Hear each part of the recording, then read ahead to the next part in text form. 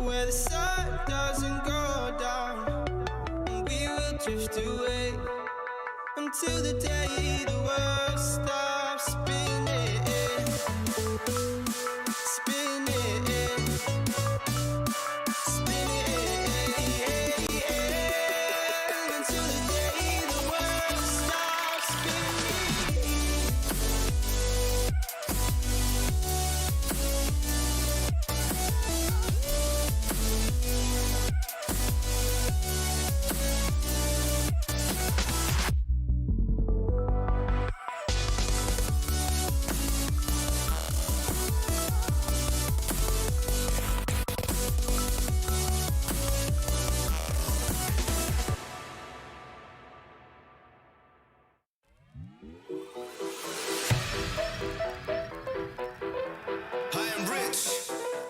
Rich and high. Lex. Yeah.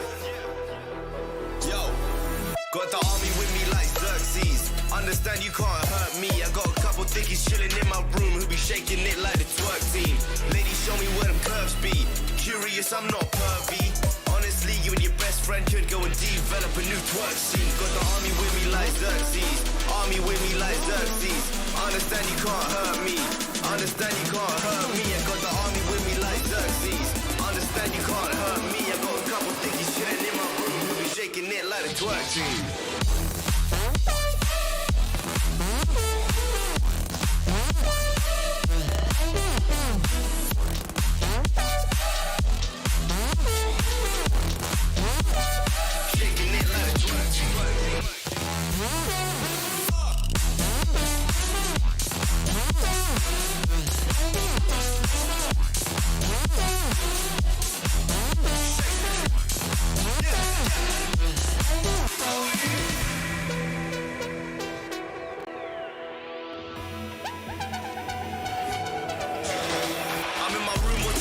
Surrounded by wet chicks, passing that sticky, we smoking that Vestas.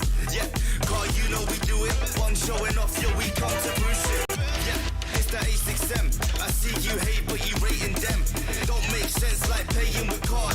Who do you know that's slaying this hard? Beats be banging, we making this God. Have your girlfriend run straight to my yard and have her up in my bed.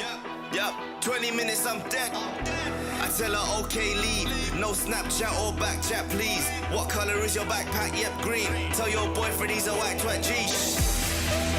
Shake it.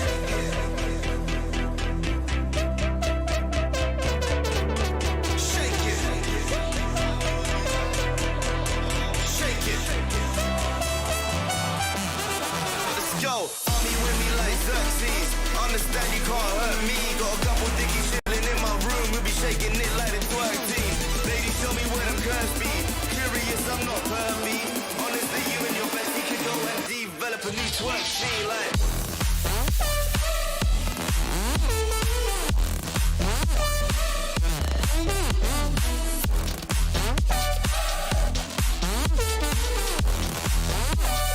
Shaking it like a twerk team. Shake it.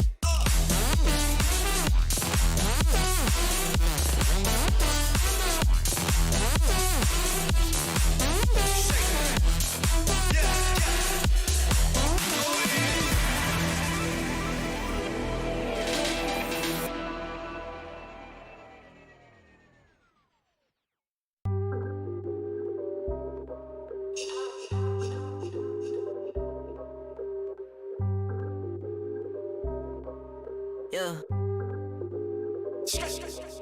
Ay, push start, ay. Ball so hard, ay. Raise the bar, ay. Turn into a star, ay. Play my part, yeah. I aim too far. I do it big. I keep it large, okay. Live it up. Cause it's fake, better give it up. Young, but I feel like I've seen enough. Numbers going up, better keep it up. Ain't slowing down, better live it up. About too hard, ayy. What? About too hard, ayy. What? About too hard, ayy. About too hard, yeah. I'm killing your favorite rapper, it's minimum effort. Yeah, your corpse getting severed. The industry dry as a desert. The whatever it is that you think that you're doing, I'm doing it better. Straight double use, this my letter. Don't got no snakes, only ladders, ayy. They tryna figure out what's on our plate. Infinity sideways, we already ate. Skipping this basics, skipping this classes. Stay out of trouble, now I can relate. Nevertheless, again, I'm doing great. I just finished this thing, ain't no debate. You ain't my dog, you ain't my family, and sure as hell, you're not my mate. Yeah, I take my place at the summit. I can't wait till we countin' them hundreds. I cannot lie, I ain't rich, yeah, but when I say my time coming, it's coming. And some of y'all got ahead of me, to be honest, I wasn't even running. But very soon I'ma run it. I demand it, man, I want it. Push start, ayy. Ball so hard, ayy. Raise the bar, ayy. Turn into a star, ayy. Play my part, yeah. I aim too far. I do it big. I keep it large, okay. Live it up. Cause it's fake, better give it up. Young, but I feel like I've seen enough. Numbers going up, better keep it up. Ain't slowing down, better live it up. About too hard, ayy. What about too hard, ayy? What about too hard, ayy? About too hard, ayy. They not gon' like this, don't like surprises. I cause a crisis, man, I'm a scientist. With the music I spice things, up to my liking. Man, I want nice things, nice things. This not an AK, it's a Uzi. I pull up and shoot it to movie. I'm chasing the bag, not a coochie. Cut ties with the fake, now it's Gucci. Word of my niggas from the 021. You count 6 shots and I count 2 guns. Some people still think I rap just for fun, but soon they look up to me just like the sun. Yeah, you can come over here. Swear it's like no career. Swear you got no idea. Soon you'll have no career. Take a good look in the mirror. They need to know that I'm here. Don't you act like it ain't clear. Yeah. Push start, ayy. Ball so hard, ayy. Raise the bar, ayy. Turn into a star, ayy. Play my part, yeah. I aim too far. I do it big. I keep it large, okay. Live it up. Cause it's fake, better give it up. Young, but I feel like I've seen enough. Numbers going up, better keep it up. Ain't slowing down, better live it up. About too hard, ayy. What about too hard, ayy? What about too hard, ayy? About too hard.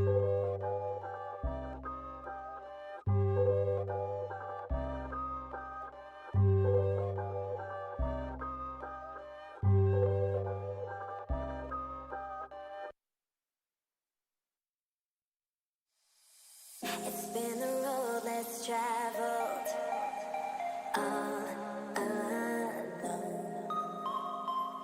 Feeling my body leveled on my own. I can just feel it, no way to stop it. The sounds of the music, so through my bones.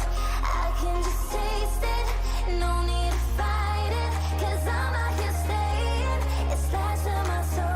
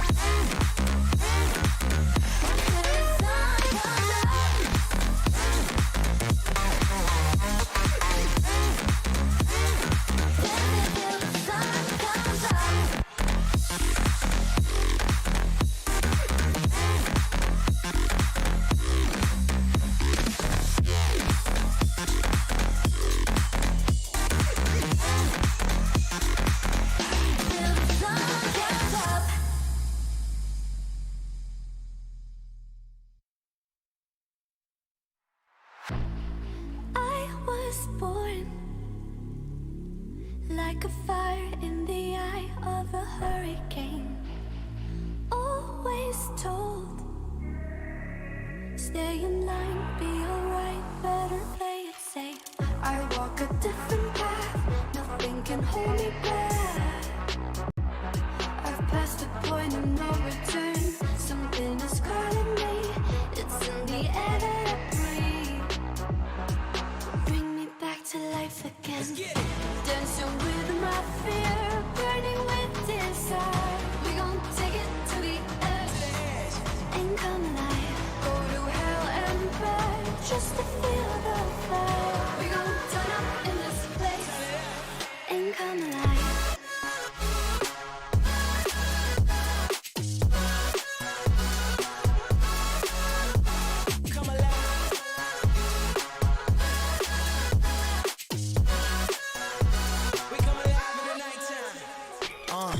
Fly so high they can't touch us. So top notch, none above us. We done came so far, now we up now. Had a vision, stuck to it, never back down. Never had much, now we own the whole thing. Spread it all around the world, watch it all change. Came alive, now they all see the greatness. Light shine so hard they can't take it.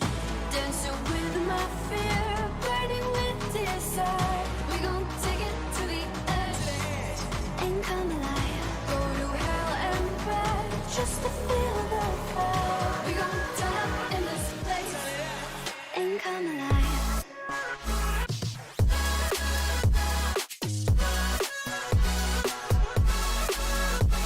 Come alive.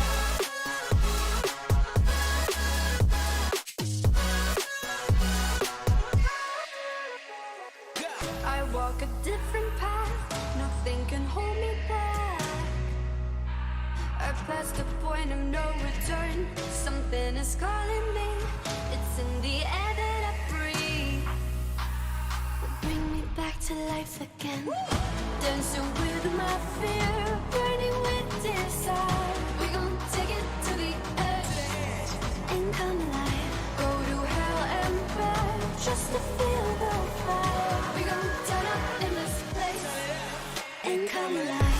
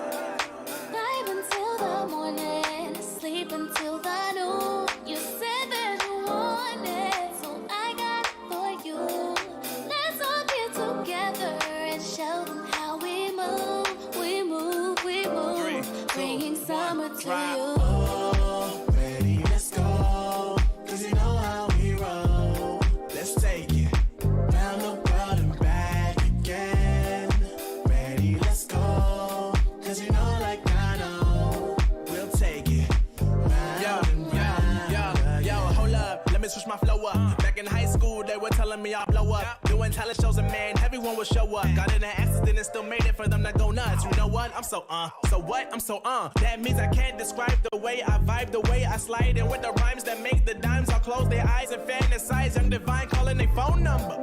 Yeah. No, you know I love it. What's up, babe? And you know me, I can't sleep without blazing beats. On stages for their ones gracefully. And I got a smile that they hate to see. Young, black, successful, though life gets stressful.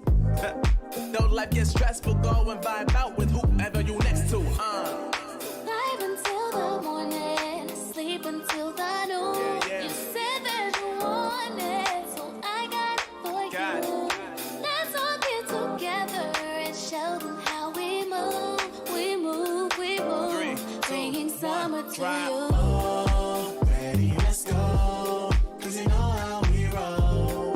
Let's take it down the world and back again. Ready, let's go. 'Cause you know like I know, we'll take it round and round again.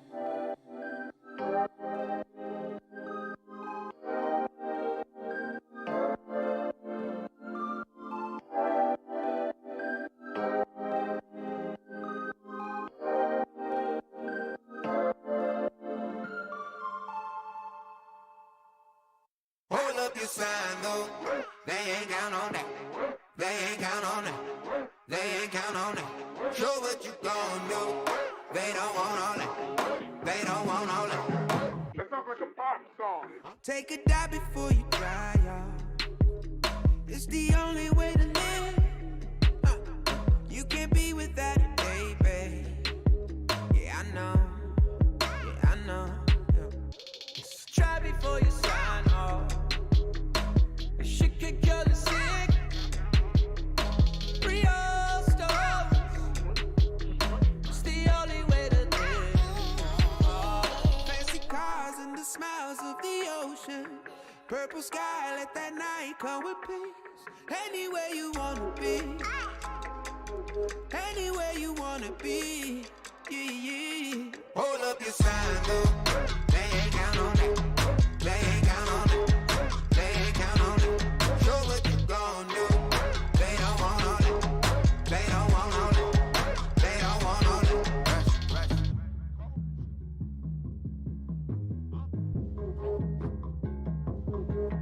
Pick up panel to be right on. Yeah. 'Cause no one really gives. Don't look back or keep your eyes on. Long ago. Doesn't matter what it gon' cost. Never gave a shit. Real soul. Let it take a hit. Hey. Who's getting high on emotion? Look around. People fight all their life for some peace. Yeah. Look around. Fancy cars and the smiles of the ocean. Purple sky, let that night come with peace. Anywhere you wanna be. Anywhere you wanna be. Yeah. Hold up your sign, though. They ain't count on that. They ain't count on that. They ain't count on that. Show what you gon' do. They don't want all that. They don't want all that. They don't want all that. Rush. Take off. Rush at the rush. Take off. Rush at the rush. Hot. Rush. Take off. Rush at the rush.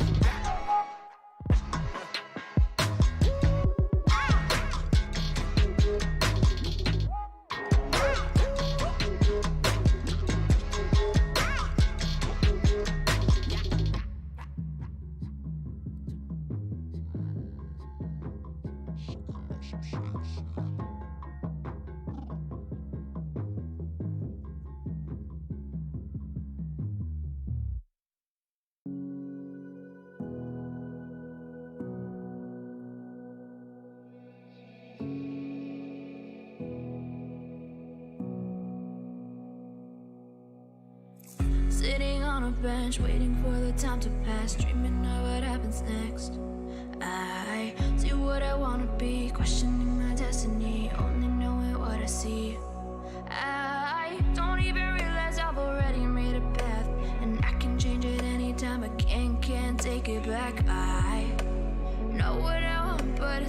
so damn far away. I know I sound crazy to the ones who said oh. I know I empower those who dream like me. I know I sound crazy to the ones who said oh. I know I empower those who dream like me. And you say you wanna be somebody.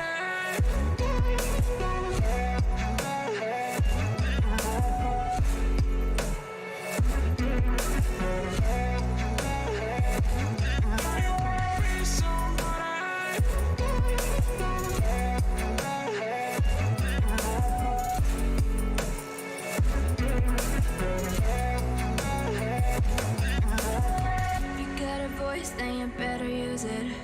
Tell yourself day after day it's time to prove it. No days off, keep the hustle moving. Wanna see you be what you wanted to be, prove it. I know I sound crazy to the ones who said oh. I know I empower those who dream like me. I know I sound crazy to the ones who said oh.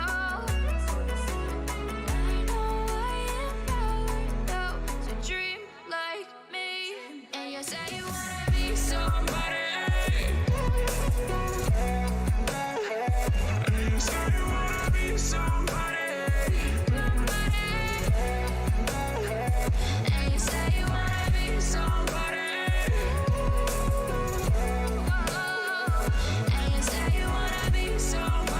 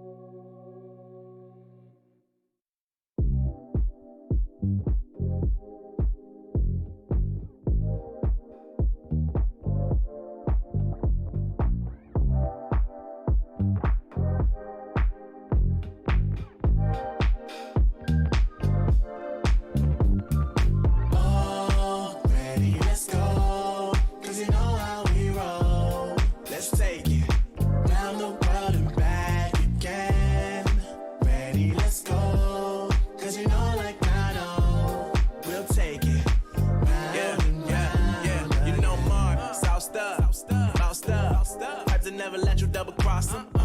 Moving through the city like it's Gotham. They told me get one, so I got one. Stop saying you're a boss when you not one. You ain't sacrificed, nah, you ain't lost none.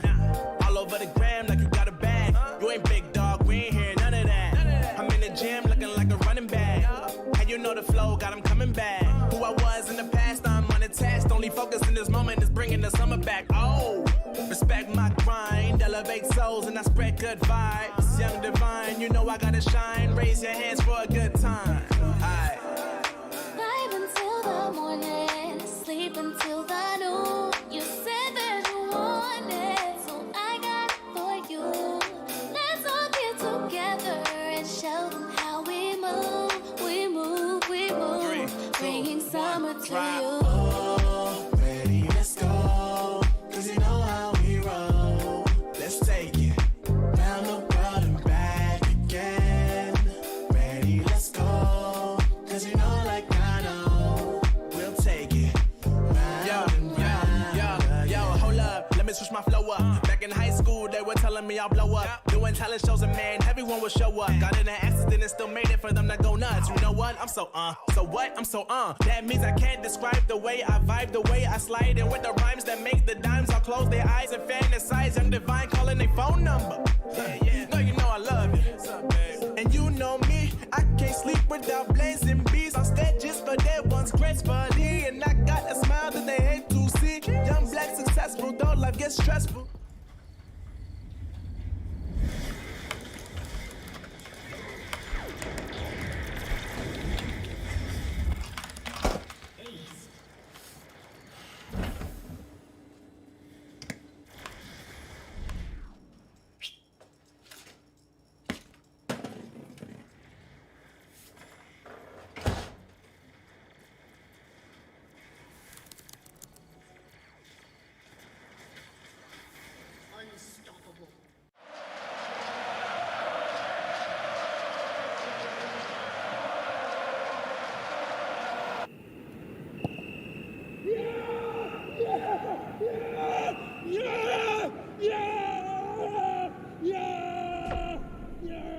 Start your esports career now at play.eslgaming.com.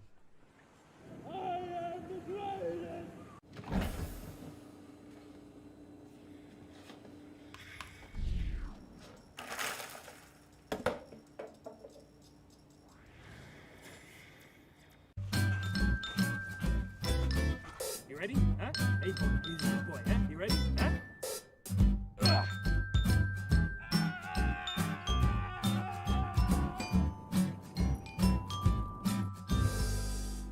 Start your esports career now at play.eslgaming.com.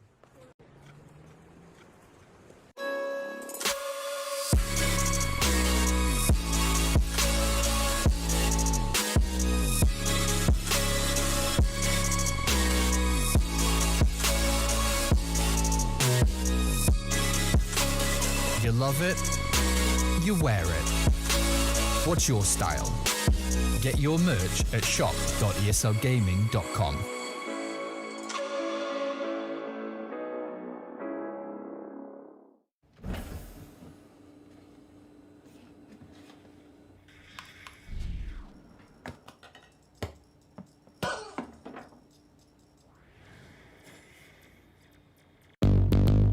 What's your style?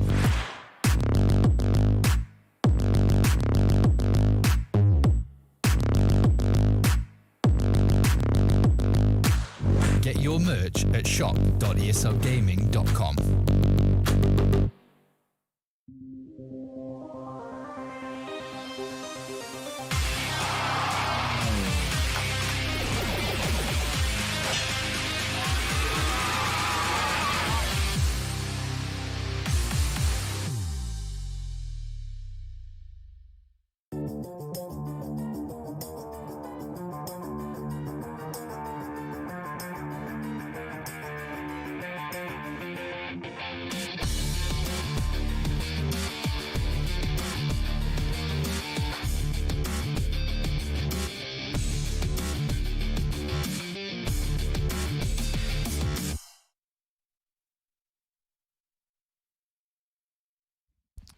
Good evening and a very warm welcome to the Swisscom Hero League powered Look at my hair. by ESL. Look at your... Oh, wait. What happened to What my happened? hair? You're already... And that's before the games.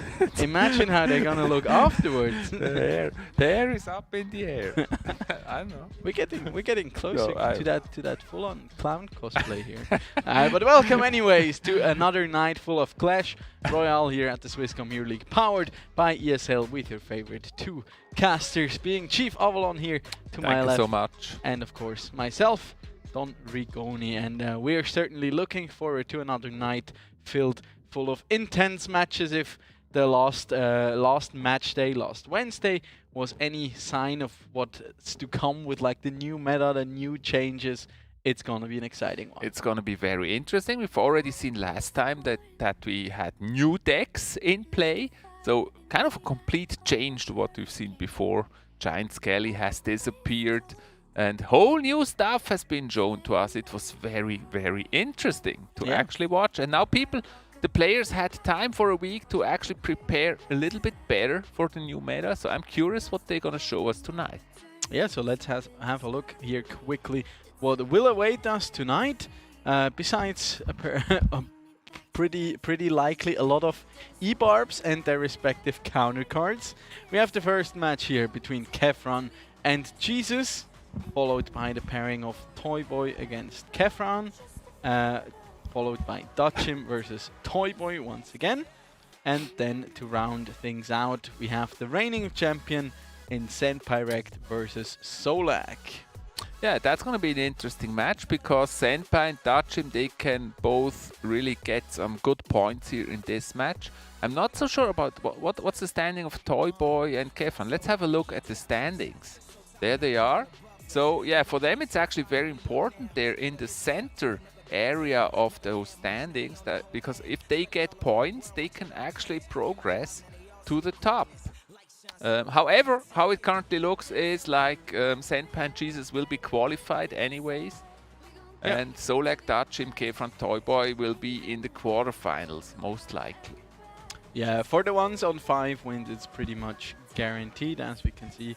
Dodgem is like the closest behind, but he's only had one more match to play, and he cannot be or not get better than a 4-4-3, obviously. And Kefron can go all the way theoretically to a 5-2, so he could still make it and close the gap to them, but overtaking them is pretty tough one to ask.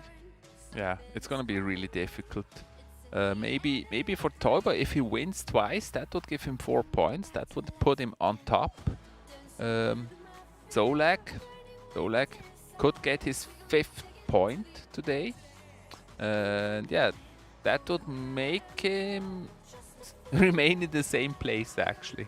Yeah. So the big question is, like, who can make it to 4 wins or even 5? Like, with 5, you're safe. You're pretty much guaranteed to make playoffs. If you get to 4, it becomes kind of dicey because we'll have a lot of players on 4 points. But as we mentioned, like last week already, theoretically it doesn't even matter too much because all the players you're going to be seeing tonight, they are already in the playoffs. Sailor and Podeshev, who have completed all their matches, will remain in the bottom 2 spots, and the top 6 will make it all the way to the playoffs. But of course, it does matter in the sense that the first 2 are directly qualified for the semifinals, and the other ones have to go for an additional round. So let's have a look at the first match that will be coming up tonight, and that will be Kefron against Jesus.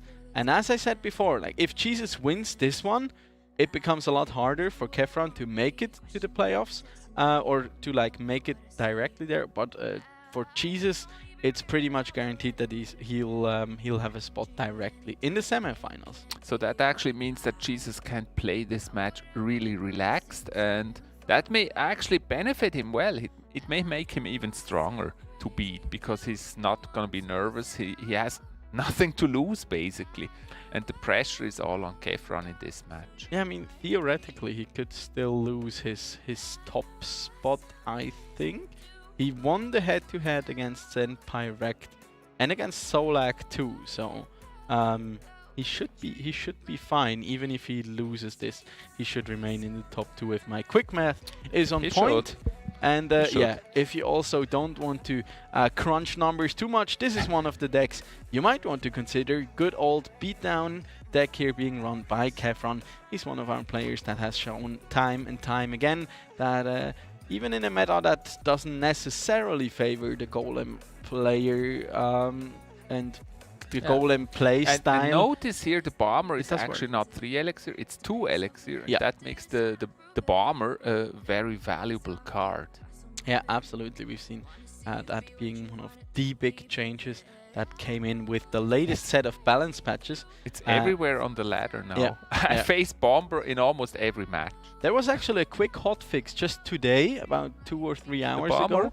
No, to the E-Barbs. Where they kind of reverted the initial hit speed back from 0.4 to 0.5 seconds again. So they will start hitting a little slower again, like the same as before. What a surprise. But their attack speed is still higher. So they're still a very, very strong card. But we're not really surprised that this nerf was necessary, because they were really strong, and last week we've seen them in so many matches. Actually, last Wednesday they were played very often. Yeah. And so I think this was necessary. On ladder, I haven't seen them so much. Actually, I've fought a few matches against E-Barbs, and most of the time they actually lost. Yeah, they are deceivingly hard to play. You might think, okay, yeah, just like I think when we talk about E-Barbs, a lot of players still think about the old E-Barbs, the way they used to work, where they're just super fast and extremely glass cannon. Yeah, exactly. Just drop them at the bridge, rage them up, and go like all in, and basically coin flip the game. But that's not necessarily how the new version of them works. They're a little tankier. They're a lot slower, but you can get a lot more value out of them. They're really a great response card. For example, against something like the Royal Jet. Think of them like a bit of a P.E.K.K.A, for example, or kinda a more vulnerable version of the Giant Skelly. We see a lot of the decks that previously ran Giant Skelly, just replacing it essentially with the E-Barbs. Yeah, and as you say, often they are not ready to handle the counter push. They just drop the E-Barbs, put everything on this one card, push hard, but then they're not able to defend the counter push. Yeah, and there we are in match number 1 here between Kefron and Jesus. Jesus this time from his kitchen, by the looks of it. Looks very lovely. He did ban out. Inferno Tower is still very popular, unfortunately. He did ban out the Lava Hunt on his side, and Kefron with a bit of an unusual ban. We don't see too much here in the Bandit. The Bandit is banned. He banned it, the Bandit. Why? I don't know, he just Once banned again, it. it's the Mortar, and what is this? A Mortar Wizard deck. coming out. It's called a Mortar deck. Yeah, but I'm more skeptic about the choice of the Wizard here. Will that Mortar get another shot off? The answer is no. But with quite a sizable elixir lead, Jesus. Jesus is actually one of the few who really dares to play Mortar so far. But yeah, it's... Yeah, Mortar. Oh, Expo. Okay. A good old Expo is back. It looks like it. So it certainly looks like we're seeing a bit of a different meta being shaped up The Mortar here. Graveyard is a very interesting combination. He's shown that last Wednesday, I think, already. It's a very interesting deck, though. Good absorption there. Probably a good case for a photo for you. Make a photo of this deck, copy it, try it, fail with it, whatever. Think I'll rather try Jesus deck out here. As I think the Mortar Graveyard combination he already showed us last week. Not the Expo. Okay. So you'd say you're like an Expo. opponent of the Expo. I don't know, the Expo deck has, for my taste, it's too many buildings. With the Furnace and the Inferno Tower and the Tesla and the Expo. True, that's a lot of buildings. That's a lot of buildings. And there's another Skarmy now coming down against that Graveyard. Great defense here coming down, but the poison is there as well. He's actually a bit lucky that he hand. has that poison at hand here to defend against Graveyard. I don't know what he's gonna do with all those buildings. Not sure either, but there is the Mortar to absorb most of those shots coming out from Mortar. From the Expo, I mean. Usually the Mortar should win this matchup just due to the fact that it's the cheaper building essentially, and you can absorb a lot of the hits coming now out the from Furnace the Expo. is gonna do some chip damage here on the left, and that's gonna be some distraction here for And Jesus. there's another Graveyard coming in. The Skarmy is out of hand. Apparently, so is the poison here. But the skeleton spawning. Yeah, look at this, not too almost lucky. no damage done to that top right tower. Yeah, that was maybe the Mortar. The unlucky Larry. Yeah, maybe the This Mortar case. gets a connect finally. And it does. Yeah, No, it will. Still waiting. What is it waiting for? It can't decide. It can't decide. There's an Inferno Tower. We have to hit that one first. As there's another set Inferno of Tower skeletons is coming gone. in. Now get rid of the Tesla, and maybe it connects now. And there's another Graveyard. No. The cannon cart does One. not make it over the bridge. One Mortar Shell finally hits the tower. And this That's time the it. skeletons a lot more in aggressive. Jesus' favor. Aggressive Expo by Kefran. His prayers have been heard. No pun intended. Defensive Expo. Yeah, and look, this is just the beauty that the Mortar offers in this matchup. For 4 elixir, you can more or less absorb the entirety of the Expo's damage. And there's another Graveyard now coming out for Jesus, taking out that Furnace quite swiftly. Oh, nice one there with the Expo. That's really dangerous. That's 4 buildings in Kefron's It's crazy. deck. What is this? Okay, there's a fireball as well. And the We haven't Expo seen is that one connected. before. Kefran takes the lead here with another Expo. Just one shot there coming in though. Can he defend this Expo properly? A very sneaky cannon He card has to there attack coming with in. his own Mortar now. And there's the Inferno Tower. This is such a PM deck. But he has the damage advantage currently. And Another it's only Expo. 15 more seconds here. So Can Jesus really chip Yeah, away at Jesus- that tower? yeah, Oh, Jesus needs the that's a very fireball. important one. There's a log. Will we see the fireball as well? Very There's the close. fireball now Fireball. coming in. And that's a tiebreaker that For will go in Jesus. favor of Jesus. Wow, what What a interesting nail biter deck to here. start up With start up the Kefra. night. I can't remember we've seen that 4-building deck before, and especially this kind of deck. No spawn decks, just those buildings. I with don't know, Tesla man. and Inferno Tower. The only spawner was the furnace. Yeah, very true. And that's not like the classical version of spawner we usually see. No. I think I know one adaptation that would be very good for Jesus coming into the next match if you expect this another time, and that it would be an earthquake. An earthquake. That could help against Maybe. 4 buildings. That might help. Yeah, what a match! What a match to start out the night.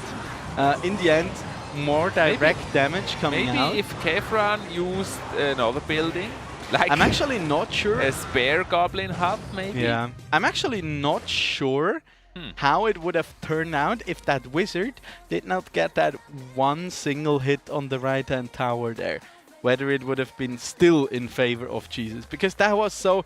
That's like one of those tilter moments when you like, when you see that Taking wizard photos again. and you want to stop him. And Actually, then the mortar was a good choice here. Yeah, Or it a definitely lucky was. choice against all those buildings because the mortar is so good defensively against the buildings, and it's good for attacking. So Yeah. that played that out would be an really idea well for here. a card though, a Mountie, you know. The Mountie card. Yeah, I don't it's know. it's like a prince, but it's like on a bigger horse, Okay. maybe, And, and wearing a fancy hat. and killing the enemies with his fancy hat. Yeah, for example, or making people behave, you know, because they're don't know. essentially like police officers. The Mountie. Yeah. Mountie on the mountain. Yeah, but it doesn't really match the Clash Royale universe. True that. By the way, have you heard of the 3 new Oh Supercell yeah, games?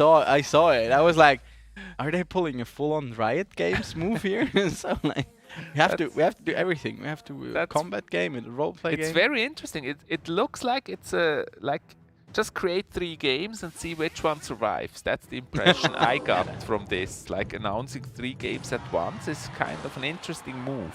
Yeah, why not? I mean, I'll dig more into it once I see like a fully or just sorta fleshed out deck or like game concept, and there it is, the the mortar, not the mortar, The Royal the Hawks. earthquake. Bacon. This is punishing. Ouch. Ouch. That hurt. Bomber plus Royal Delivery, just taking them out instantly. But as, also Jesus going in with yeah. Royal Hawk. Placed them himself. They do take out that Goblin Cage. 2 of the Bacons do make it to the tower for quite a bit of damage here.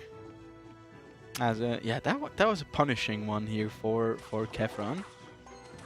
With that Royal Delivery plus, of course, And the the bomber. Goblin on steroids doesn't get to the tower. I'm very sorry. You Goblin Brawler, you will be missed. The recruits. And another Earthquake. I think cycling spells like that is such a skill indicator in Clash Royale. Maybe. When you know when you can like afford it and make the most out of your elixir, but that was a bit of a I feel like questionable Jesus one. expected him to play the building deck again. That's why he brought the earthquake this time. Yeah, I think so too. And here we can see the Hunter nerfs in full action. Next Royal Hawk. Next Royal Delivery as well. Hunter is back on the stack in my decks. I don't like him anymore. Yeah. It was Yeah. only a short playtime he had. Indeed. Oh, trying to predict the Goblin Cage there with an Earthquake. Beautiful Hawk head into the tower. Yeah, but overall, that was a 4 for 8 elixir trade here. So he's now down quite a bit of elixir. Somehow Has to do his Kefran, best here he to cannot defend. really cash in on those Royal recruits, even though they're really strong cards. Yeah, so far that There's the is next true. Hawk push. Then there's the next Bomber plus the next Bomber. Royal Delivery. I feel like it's because of the bomber. The bomber is doing such a good job. It really is, and there is the hunter. Damage lead is still in favor of Jesus so far, but overall both of Jesus' tower are rather low. Yeah, the overall lead is on Kefran, but the individual tower lead definitely on Jesus. But in the end, with 10 seconds here remaining on the clock, it will not matter whether you can take both towers down, but rather who can finish one off faster, as there's a bit of damage going down on the left. Fireball, and with that one, Kefran takes the lead. Yeah, and there, Bomber is now making his way down that Bomber. right-hand side.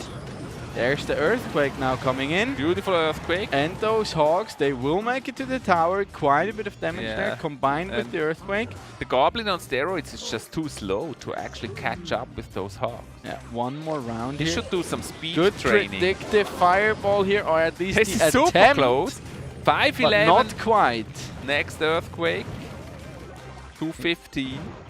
One more round of Hogs plus the Earthquake should do it here for Next Royal Jesus. Uh-oh. Uh-oh. Was it a mistake? Oh, to use that there? beautiful. Oh, there's another Fireball now Beautiful. coming down. Where's the Earthquake? This There one you hits, go. and that is the game here for Jesus. Wow. Calm and ready. That's what Jesus was here. Playing this so beautifully and stable. No sweat. I mean, I gotta Even be though honest, it looked really I would have close. been shaky with like 250 HP remaining. That was such a tight one.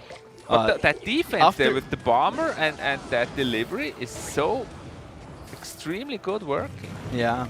So overall, he was like, I don't know, he was really prepared for this. And this is quite the aggressive kind of Royal Hog cycle deck. Usually we see like Royal Hogs combined with the Three Musketeers or with a Mega Knight or whatnot. And notice how case, Jesus is actually cooking something. Is he?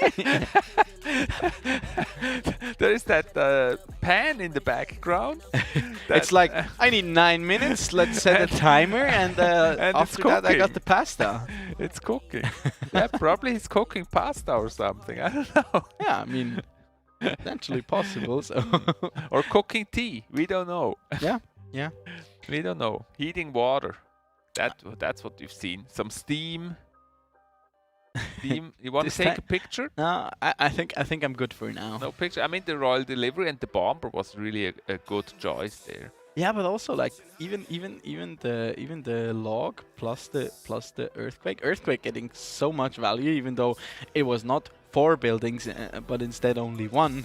It still got quite a bit of value because it still deals, even though it was nerfed like in January, it still deals a significant amount of damage to the Princess Tower.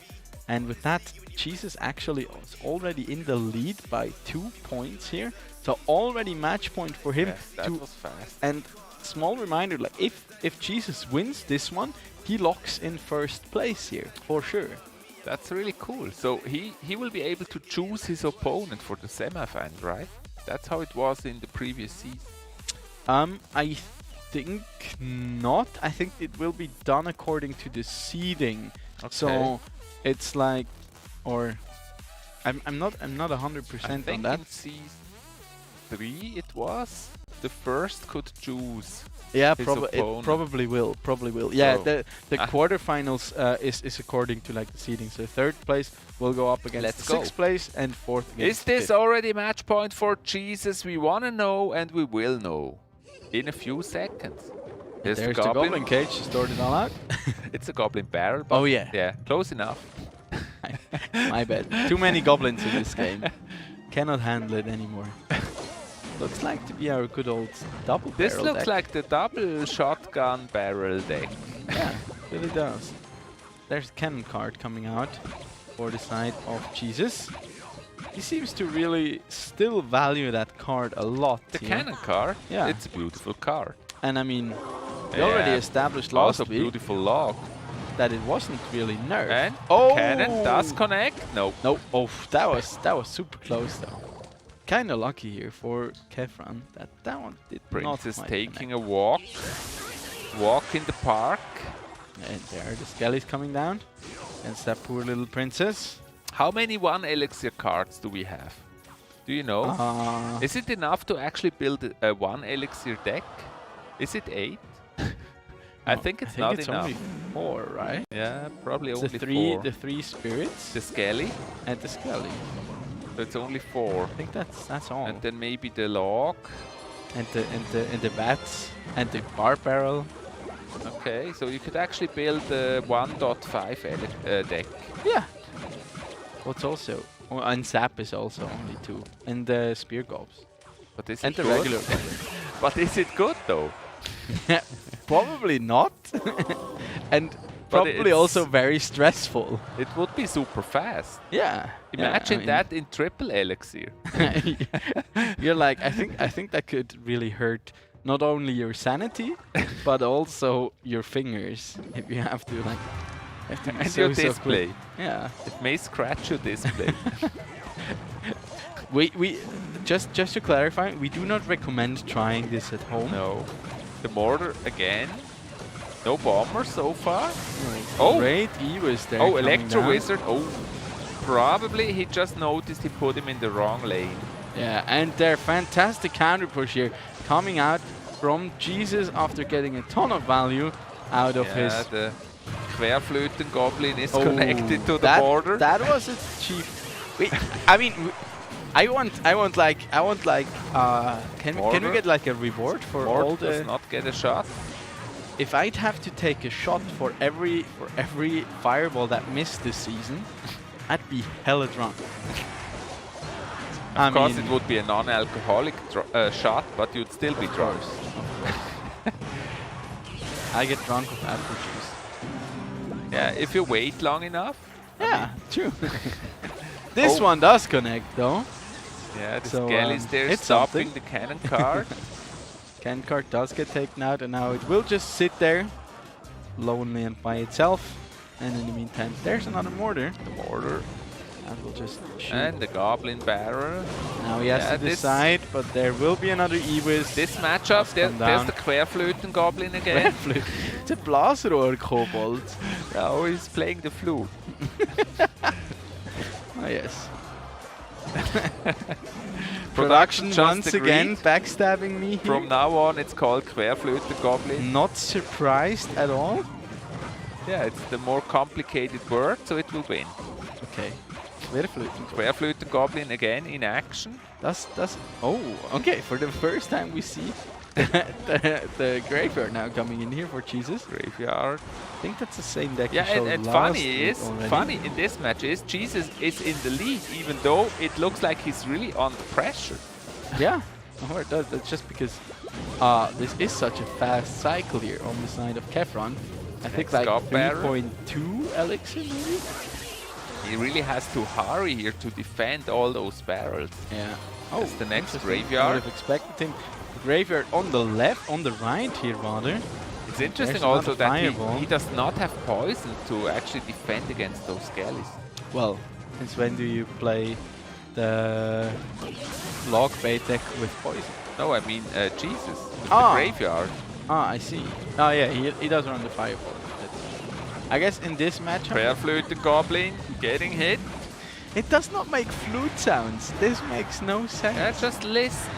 Listen closely. Yeah, he makes the bloop, bloop, bloop, bloop. That's beautiful log. And once again, it's tiebreaker time. Tiebreaker and in a very anticlimactic fashion here, Jesus takes it with a 3-0 over Kefron. He looks so calm, relaxed. Okay, now say it. Now he can take his pasta out of the water and finally eat. Oh yeah. Oh, I didn't pay attention. Maybe in the replay we'll see it again. He was like cooking something. First place secured. Now let's feast. Now let's eat the pasta. Yeah. And maybe he has like both. He has like caviar and tomato sauce. And if he loses, he would take the tomato sauce, and if he wins, or the other way around, he takes the caviar. Yeah. Maybe it's a Don Rigoni pasta. Maybe your own brand. That's what he uses. The Don Rigoni pasta. Would you buy it if I made my own pasta? Yeah, maybe just one pack. Okay. Just to look at it. I see. Keep it as a memory. Yeah. Yeah. So it would always remind me of you. See, this is like the point in my life where I can very relate to people your age, where I also feel like I've gotten old, because like right now in life, my only wish that I'd have for like a birthday or something would be like a pasta attachment for my kitchen machine. Your own? Then I can make my own pasta. Oh, okay. Yeah. Okay. I thought you would let it be created. Not that you create it yourself. No, I want to do it myself. I wouldn't buy it then. Now I'm sad. I don't trust your pasta machine. I am a pasta machine. Yeah, a pasta eating machine. Same. You're such a pasta eating machine. Here we're gonna have a quick look here at the matchup here. As I said, like Jesus took this one quite swiftly. I mean, Kefron, he did put up a good fight against him, but in the end, Jesus he seemed very calm by doing so. Realized his opportunities very well. He had the appropriate counters in hand most of the time, even against like super aggressive and fast decks like the slog bait that we just saw. And in the end, he also realized when he needs to start aggressively cycling those spells like that fireball. Yes. And we're gonna give Kefron big credit for playing that 4-building deck. Yes, yeah, that was amazing. Which is really something we haven't seen often. Yeah, like never.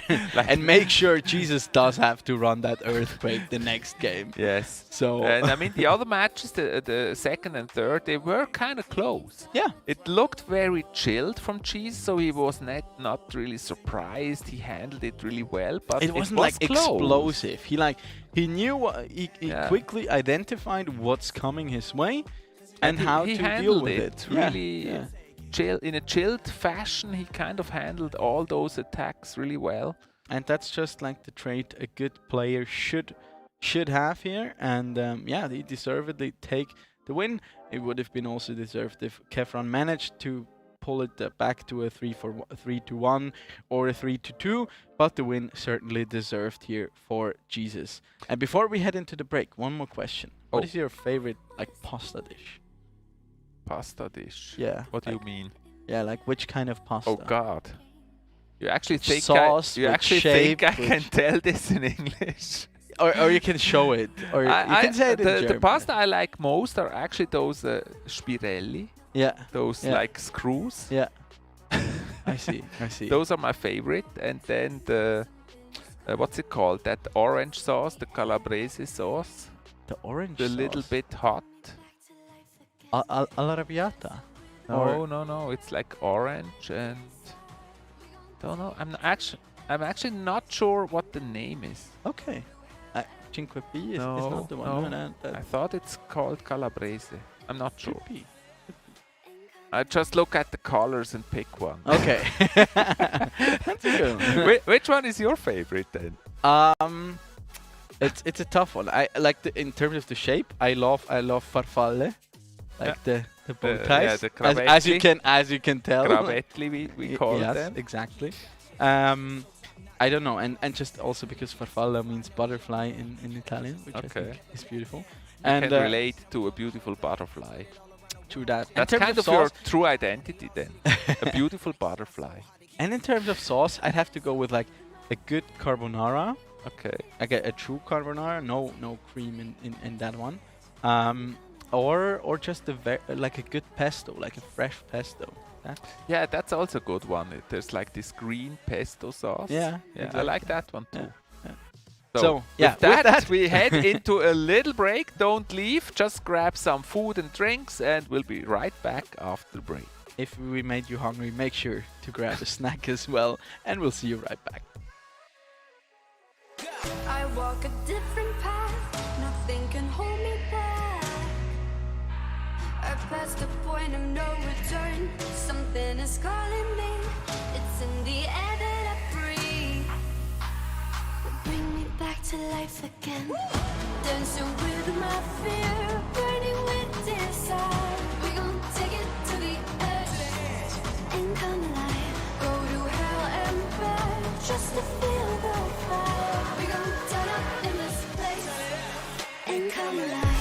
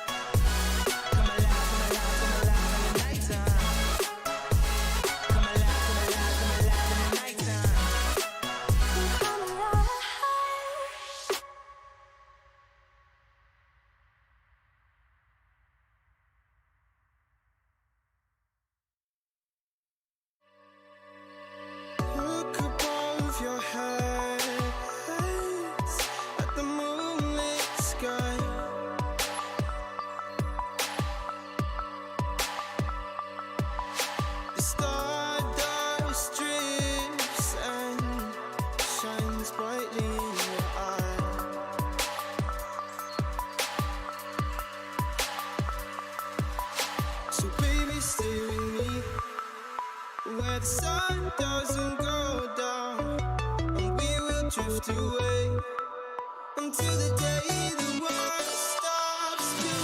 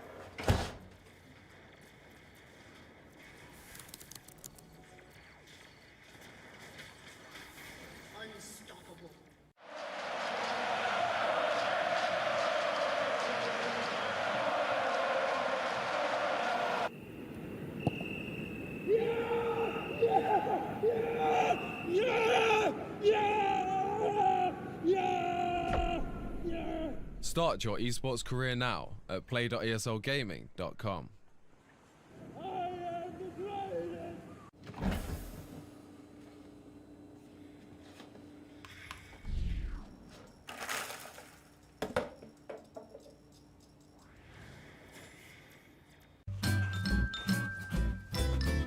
You ready? Huh? Hey, he's a good boy, huh? You ready? Huh?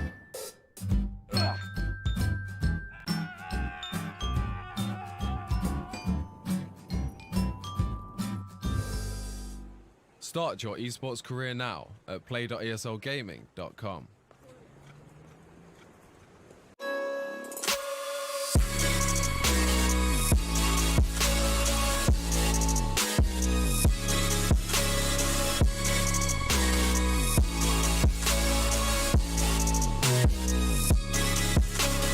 You love it, you wear it.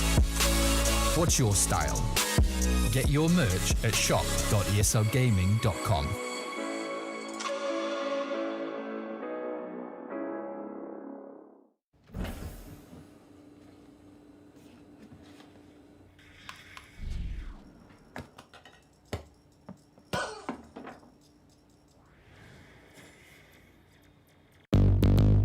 What's your style?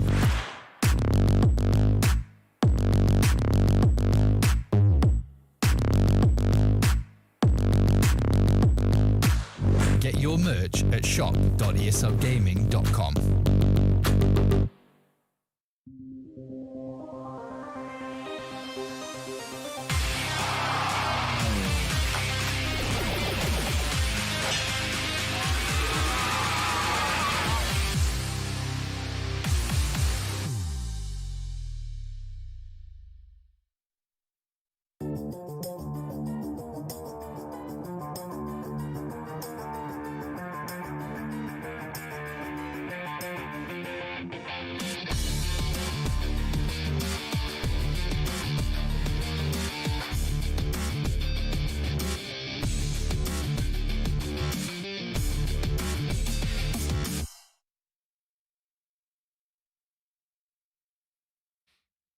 Yes, hello everyone, welcome back. We're so happy you're here and enjoy those amazing games with us this evening.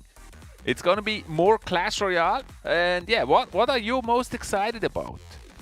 Good question. First, let me introduce him, my beautiful single friend here, Don Rigoni.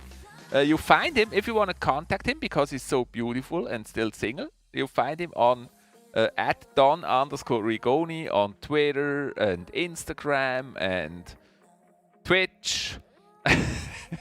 Tinder, and you can find him there. You can get news, what he's up to, like new games he's news streaming, with a W. Okay. News. Okay. That's not what I meant, but yeah, news. And of course you find myself also everywhere, like on Twitter, Instagram, TikTok, YouTube, Twitch, Chief Avalon. Latest and greatest news from Brawl Stars, Clash Royale. Still DM him. You can DM. You may even get an answer sometimes.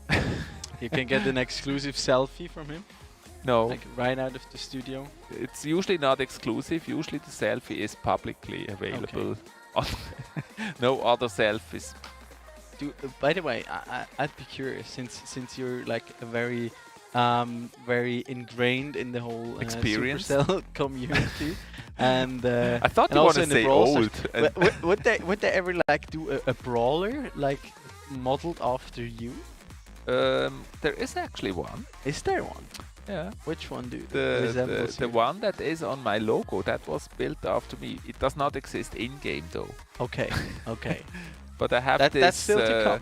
I have this Chief Avalon logo where they kind of designed me the way they would draw a brawler. Oh, that's really cool. Yes. Yeah. But it's not in the game, and in the game I don't really have that one brawler I feel like I can relate to as me, like other YouTubers. The kind of one says I'm like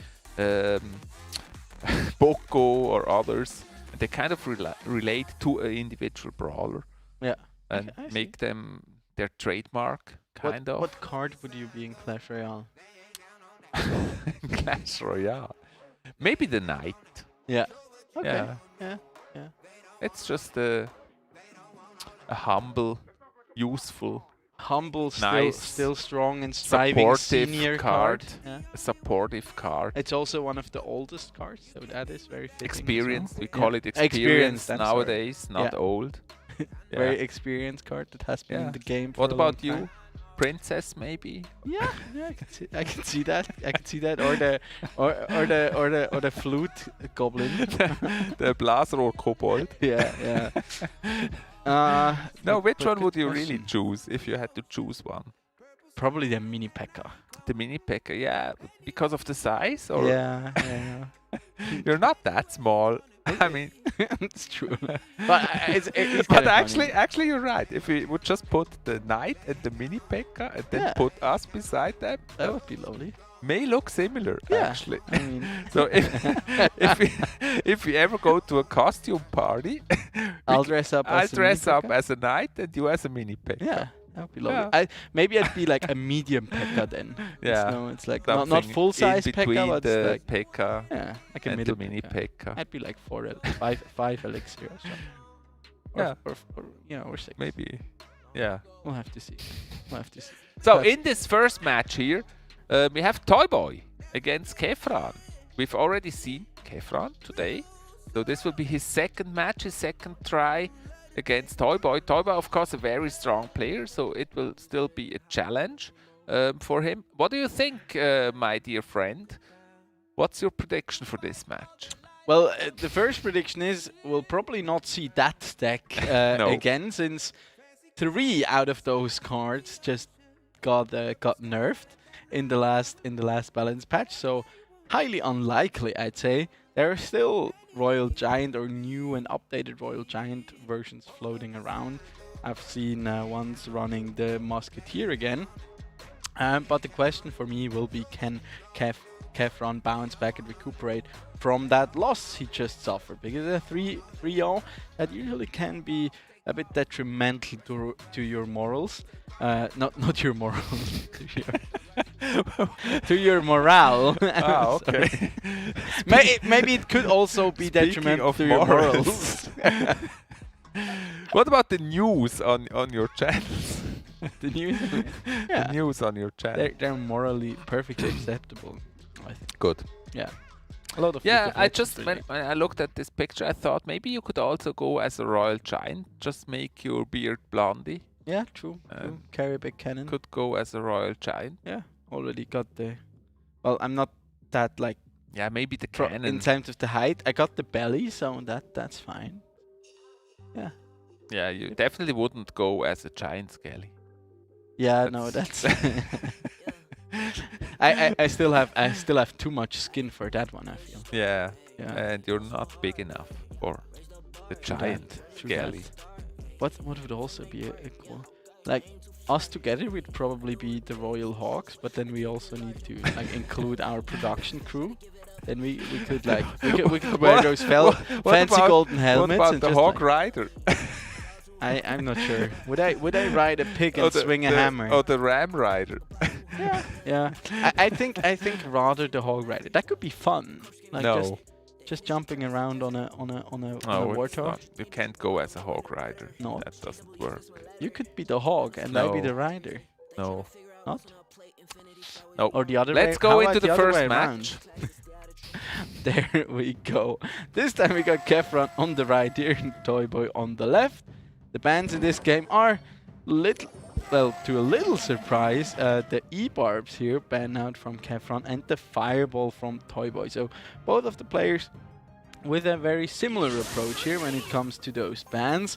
Just ban out the arguably strongest and very popular cards. Yeah, it's very understandable to ban those elite barbs. Yeah, definitely does make a lot of sense. The fireball ban is a bit surprising actually, because I mean the fireball is just the fireball. But it is still a fireball. It may be some sign what kind of deck he plans to play. Second hit there from the Baby Dragon on that right side. Look, it just takes forever for that Hunter to line up a shot. And there is the Graveyard now coming out for Kefron, but and poison. Defensive poison. Yeah, just does a great job here against those skeletons. Nevertheless, few of them get one or the other hit in. So at 300 damage here being suffered on that left-hand side. See, that's what I like about the Goblin Brawler. It does so much damage. You could be the Goblin Brawler. True. Yeah. I'm caged and then I emerge and slap everyone. Or the Fisherman. Yeah, I'd see myself as the Fisherman too, but like the beard is a lot longer and I feel like... Yeah, you can still grow a beard. Like, you can still grow a real beard. Excuse me, sir?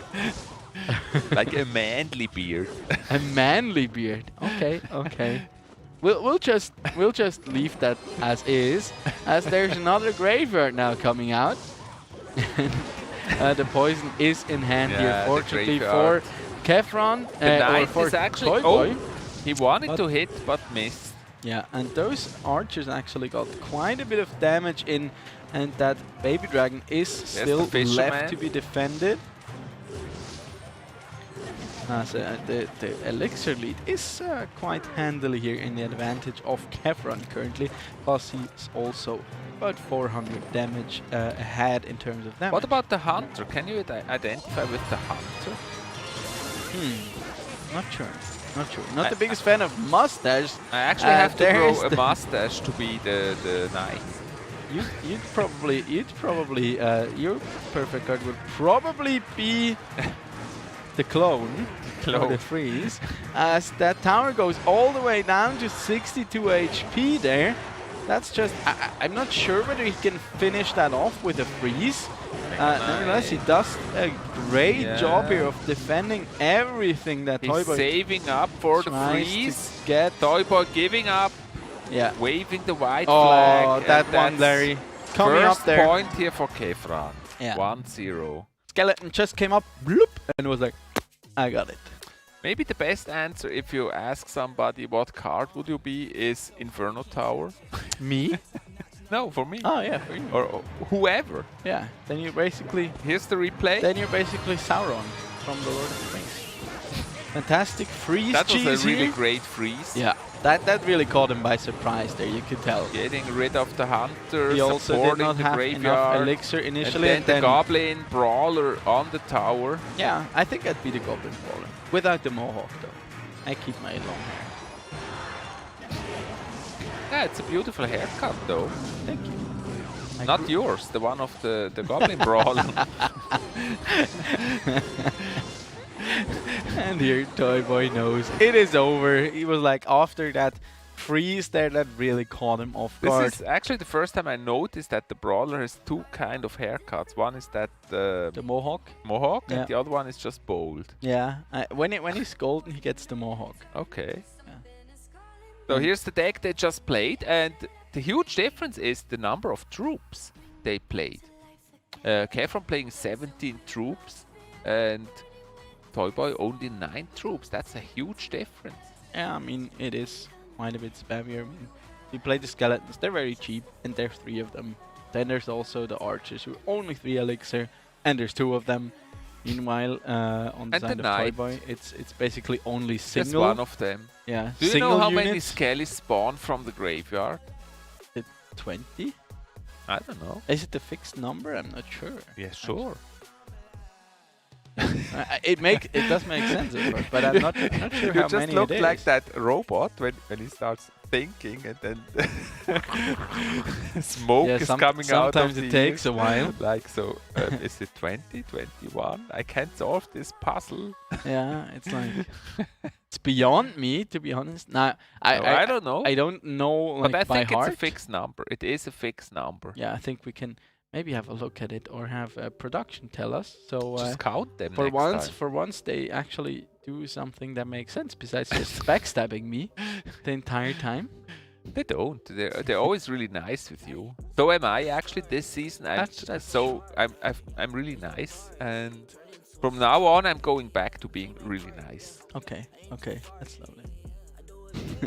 Okay, so we've been updated. The number of skeletons that do spawn from one graveyard is apparently yes, according to production. I thought it's 42 because 42 is the answer to all questions. Yeah, that's true.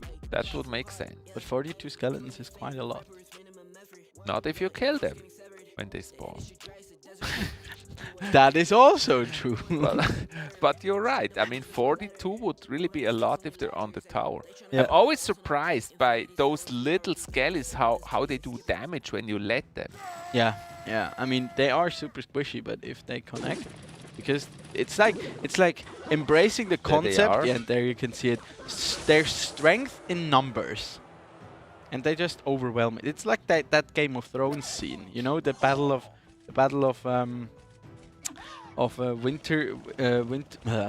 Winterfell, where the zombies attack the village, and they just like throw themselves onto the city walls essentially, and they just overpower it.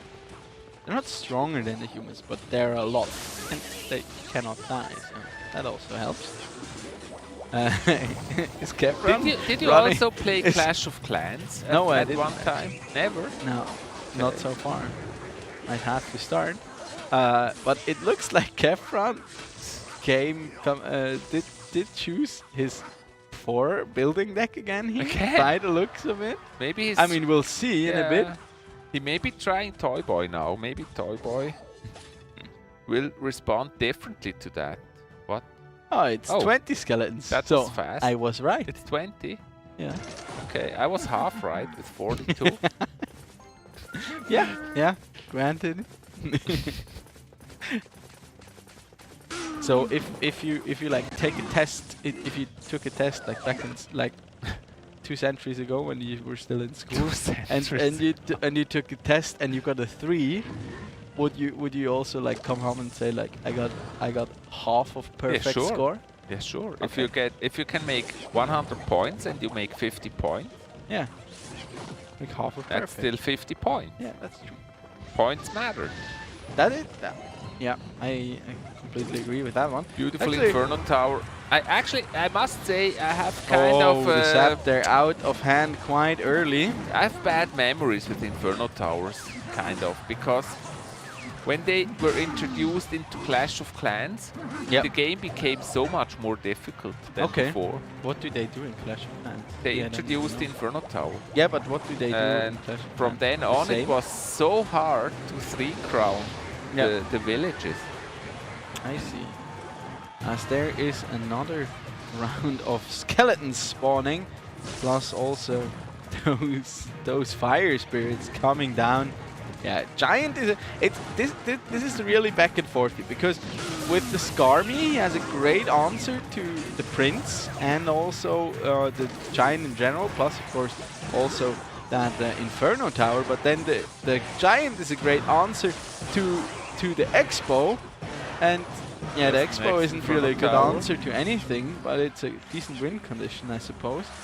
And then you also have those fire spirits coming down from the furnace that are also a great answer to the Prince. And yeah, you can also see here it's that all over Toy the Boy place. has a little bit more of a struggle here against those 4 building decks. Yeah, I mean the poison is really one of the core things that do enable this here to. I think he did most damage with that miner. Yeah, minor chip damage. Great Now the connection there furnace with the Dark Prince. A very annoying furnace. Aggressive placed Expo behind now on the tower. right. And there's the Skarmy now coming out. Giant is a great counter to the Expo. Yeah, just absorbs so much. But look how it melts here. Is it made out of... Expo is still good. Is it made out of chocolate or what? Beautiful night. And there's the connection, the one that Kevran has been looking for so long, but then it gets zapped away. There's the next one. And another one. Another one. And the sap is out of cycle, Look so at that the means giant melting to the realm skeletons. for those skeletons. Oh. Nevertheless, another round of princes has come out. Hey, what is this matchup, people? Oh my gosh, there's another Expo. Can he finally push through here? And there's the it's poison really now difficult from because his of side. those giants.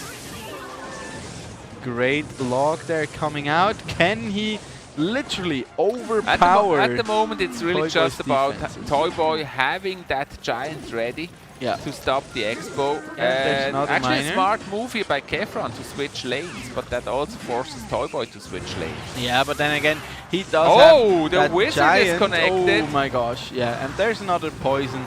That will mean Toy Boy will take this one, tie up the score for a 1-1. And once again, unfortunately, the 4 building... Let's be nice and call it a creation. It's a great Kefran. creation, it just doesn't work. Yeah.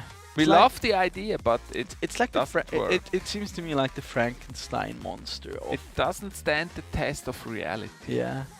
Frankenstein monster of Clash Royale here. 4 buildings crammed into one and then bringing it to life. And then you have like the guys with the pitchforks who are like, ah. I think it should be 4 spawner decks. Maybe then it would be more fun. And Well, it certainly would be pretty disgusting for the princes to go up against, because they do not particularly do well against the likes. This is actually a really old-fashioned deck with Yes. the giant and the double prince. That part is really old-fashioned, and I'm surprised that it still works so well. And then in combination, of course, with the poison and the sap to eliminate all those small units, it's still really strong. Yeah, I mean, if you look at the card, it's like one of those decks that do have not too much internal synergy. They're good in terms that, like, the only tech you need to know for this deck is like that the giant actually kind of holds the 2 princes, so they keep charging. Oh, but we're already in game 3. But they do slow down a lot when they are directly behind the giant. But other than that, it's just a lot of individually very solid cards. And there's the King Tower activation here for Toy Boy. This is why you not necessarily want to cycle an Electro Spirit right away, because that's exactly what can happen if you're going up against an opponent who knows what he's doing and who can abuse that mechanic. As there, your wish does come true. Spawners being run here by Kefran. Oh no, he's listening. It's not my fault. It is. It kind of is, though. Let's be honest. As there's the Dark Prince now charging in. Zappis will stop him in place. There's the Barbarian now coming out, taking one of the Zappies out and then dying. And, that's a very spam-heavy deck here. Run. And Toy Boy does not have a building to actually destroy them, like a bomb tower or something. Does have the tornado though, so gets to pull away a few of those, but look, nevertheless... Look at the damage they're doing here. Massive amount of damage here coming out for him. And just by the looks of it, I mean, yeah, he does have the great AoE defenses here between the Ice Wiz, the Baby Dragon and the Tornado. Plus then also the Dark Prince plus the Bar Barrel. But he does not have so far an answer to those buildings and to the value that is provided by this Barbarian hut. Yeah, it's very expensive, the Barb hut, so it has to have value. Yeah. And oftentimes you play it and it gets destroyed immediately and it does not develop the value. Yeah, which is the case when you lightning it actually. Lightning So there that coming is out. a good example. 7 elixir is a lot for that. Using both the Ice Whiz plus Tornado there on defense, but that flying machine is still connected to the tower. 38 HP remaining and only 45 seconds on the clock. So the tactic here for Kefren is just spam one lane, punish him hard, and use no damage poison, on use his the side. poison aggressively and for a lot of value. Oh, there's your favorite card. It is. You could go as him, actually. Yeah, I feel electric. I just strap some batteries to me and then just zap people, you know? Or I could carry a taser, and everyone who touches me, I'll just taser. Everyone could taser you mean? No, it's the other way around. You would have buttons people can press and then you would be tasered. Yeah, I mean, 10 seconds now remaining, and with one more poison, that should seal the deal. Or, of course, the log does the same, taking the crown. 2-1 here for Kefren. Kefren, beautiful play. There was literally almost nothing Toyboy could do here. He punished the hut, the bar pot, a little bit with that one lightning, but besides that, there was really not much he could do. But even then, the lightning isn't really the ideal answer to the bar pot, because even if you use it, because it saps like you want to use it, of course, when the bar pot is still at high HP in order to get out the most amount of value. But if you do that, you kill the bar pot, but then the other two lightnings strike the barbarians that are spawned from the death damage, and you do not get any chip damage whatsoever on the princess tower, which usually is quite a big upside actually for the lightning, because it does so much damage. You want to hit the tower too, and if you can't hit the tower, that's kind of a waste just for the bar pot. I mean, you still get like +1 elixir when you trade like that. But take a picture for you? Yeah, I will definitely take a picture. Which one are you picturing? Well, Kefren, the bar because pot? Toy Boys I already play. Okay. But I play it with the regular prince instead of the dark prince. Other than that, I played exactly the same. I used to run it with the Inferno Dragon as well, but with Giant Skelly falling out of the meta and also not that much Royal Giant anymore, I feel like the Baby Dragon is actually better. Because you see a lot more spam, just because there are so many E-barbs around that people will run a lot of spam units in order to take those out, and that inherently means the Baby Dragon is better again. In my experience, the bar pot is just too expensive for me. I can't play it. Whenever I play it, it gets punished immediately, and so that's a problem with it. It's very I don't have good experience with the bar pot. Yeah, I agree.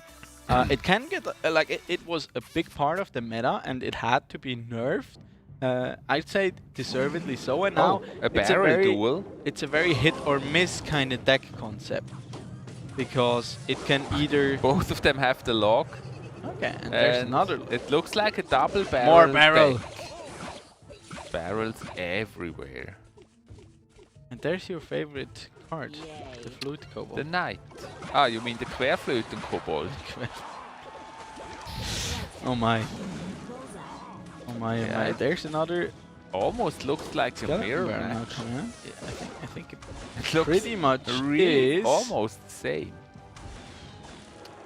Nevertheless, Toyboy has connected his princess to the tower, and the Querflöten all the way Kobold. to the back, and wow, that was actually that's a also great beautiful log. Placement there. Log destroying the Querflöten Kobold and the princess.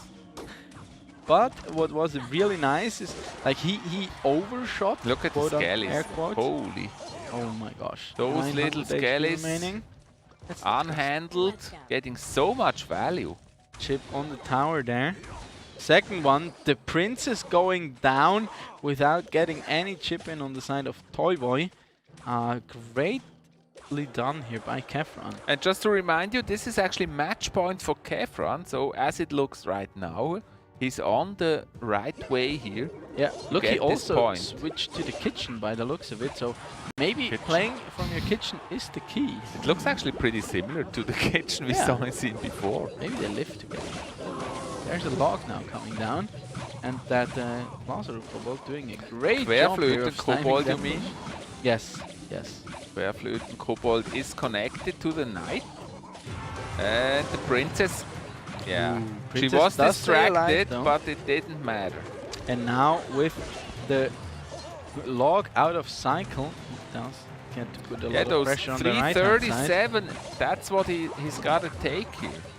Yeah, just a little bit remaining. The damage lead's so massive here currently. Toyboy under so much pressure. Inferno Tower. He even used the Inferno Really? Tower there, and there's another log coming down. Yeah, but that he was got a some very damage. expensive defense, though. He got some damage out of this. Yeah, 7 for 6 there with that one. That's also a good push here with the double barrel. Oh. And a beautiful log. Bit of a mistiming in this This is matchup. so satisfying when the log hits all those goblins and skellies at once. In this matchup particularly, Look at this. you actually want to Same. like you want a bit of Beautiful an log. off timing on the two barrels, because you don't want them to pop at the same time. You want to use the barrel and now use the goblin barrel Querflöten already, Kobold is doing a good job. because Inferno then Tower. It's cannot really take out almost the both. same deck. It is exactly the same deck. It is. Yeah. There's But the there- tower. Kefran getting his 3rd point and match. Too much of a damage lead there. Fantastically played from Kefran. He identified quite quickly what his opportunities were. Hit the windows where he could really punish and get some damage in. I especially want to highlight that one princess placement where he got to chip away at the enemy tower, plus also get the enemy princess down. Still interesting. It is a mirror match, but nevertheless, the advantage that Kefran played here or had here is really big, actually. Yeah, it is. The question is, why is that? I think he played those logs really well there on the tower as well. Yeah, he was lucky at the start when the princess hit the tower. Yeah. And I think also one of the barrels was really a long time on the tower. That's very true. The skeletons there, they took like 1,200 damage or something. And then also I think he got a lot more value in general out of his logs and his Querflöten Kobold. Querflöten Goblin, I'm sorry. Kobold? Yeah, something like Yeah, that. that's right. Kobold is the goblin. And there, if you want to check out tech, it's exactly the same one. I Beautiful. will not take a picture of that. Why not? I know. First of all, I know the deck list by heart because we've seen it a couple of times now. Not only this season, but also the past But seasons. we used to see it with the shotgun, actually. The double barrel shotgun. But in this one, the shotgun is actually missing, making it a little bit less expensive with the princess and the Querflöten Kobold. Did we ever see it with the hunter? I think Yes. we just call it the double barrel No, because we it's two called it barrels. And the shotgun because doesn't have it two had barrels. the hunter in it. Okay. But the hunter's gone. Yeah, and now it's the. But now we have the Querflöten Goblin. Yeah, in memories of the hunter. Yeah, Rip Hunter. And once again, we notice that the cheaper deck, even though it's really close, the cheaper average elixir wins the match. Oh yeah, overall indeed. I was like, that last deck would have had the same elixir, but it's of course across the entire Yes. series here. So Kefran getting another win here under his belt to finish out his season. And with that, he should actually also be in, I think, 4th place, but I'm not entirely. Yeah, I'm really curious for those 100% standings. on We're that. gonna have a look at those standings in the end. Yes. Till then, we have 2 more matches coming up. And 2 more breaks coming up. One of them. No, actually only 1 more break. No, after this one. After this one, yeah. But one we got right now. And into that one we're gonna send you right now. And then hopefully see you right after for match number 3 of the night. The second last match of the regular season. Because next week it's already playoffs time. Quarterfinal. Yeah. Yeah. That's next week, quarterfinal, and then the week after, on Monday, by the way, it will be Mondays, we'll have the semi-final. Exactly. But yeah, until after the break, we're gonna see you in 5 minutes.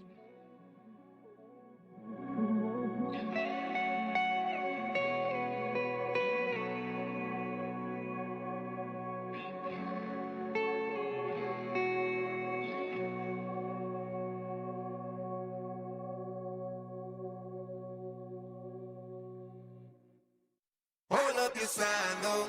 They ain't count on that. They ain't count on that. They ain't count on that. Show what you gon' do. They don't want all that. They don't want all that. That sounds like a pop song. Take a dive before you die, y'all. It's the only way to live. You can't be without it, baby. Yeah, I know. Yeah, I know. Yeah. Try before you sign off. This shit can kill the sick. Real stories. It's the only way to live. Fancy cars and the smiles of the ocean. Purple sky, let that night come with peace. Anywhere you wanna be.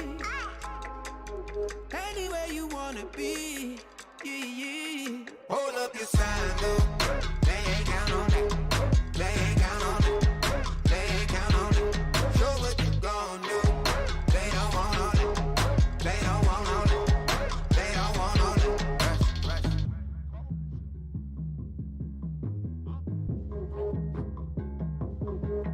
Pick up panel to be right on. Yeah. Cause no one really gives. Don't look back, I'll keep your eyes on. Long ago. Doesn't matter what it gon' cost. Never gave you shit. Real soul. Let it take a hit. Hey. Who's getting high on emotion? Look around. People.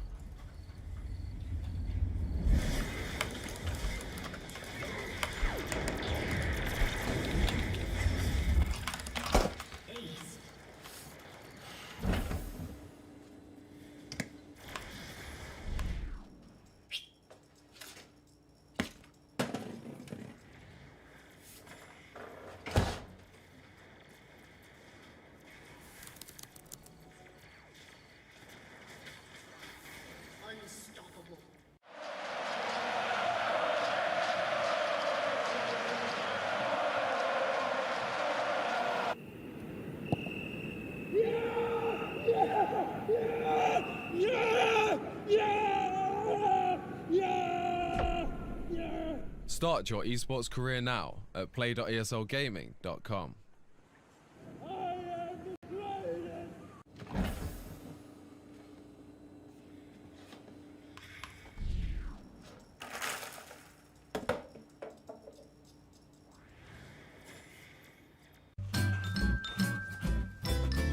You ready? Huh? Hey, he's a good boy, huh? You ready? Huh?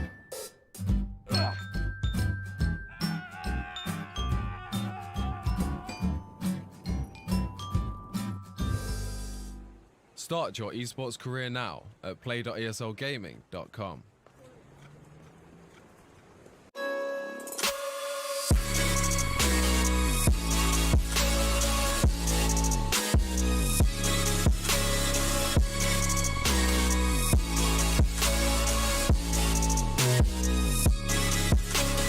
You love it, you wear it. What's your style? Get your merch at shop.eslgaming.com.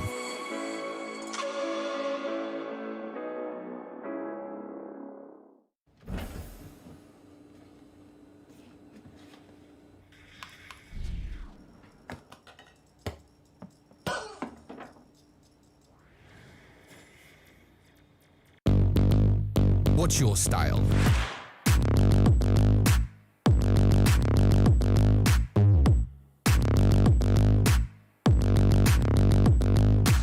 Get your merch at shop.eslgaming.com.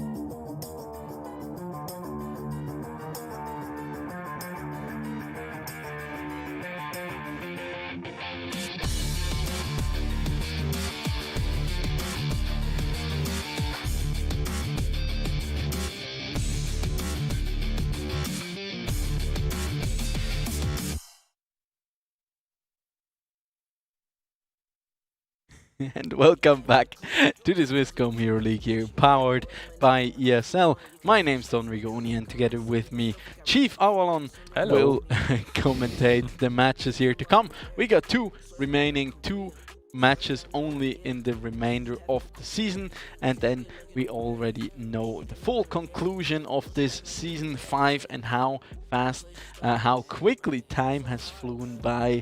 It's just incredible. I mean, I can remember when he came here to the studio for like the very first time, and we were like, okay, what's gonna happen now? We got no clue whatsoever. Yeah, we were actually standing over there, and we were instructed about this whole thing, how it's gonna work, and we're doing sound checks and stuff, and it was really impressive to see all that technique that's lined up here to make this possible, the whole production. Yeah, now it feels like home. True that. After 5 seasons, and we also got our mattresses here, so we also sleep and live here. No, we don't. You do. Exposed. New breaking news. Breaking news. Breaking news.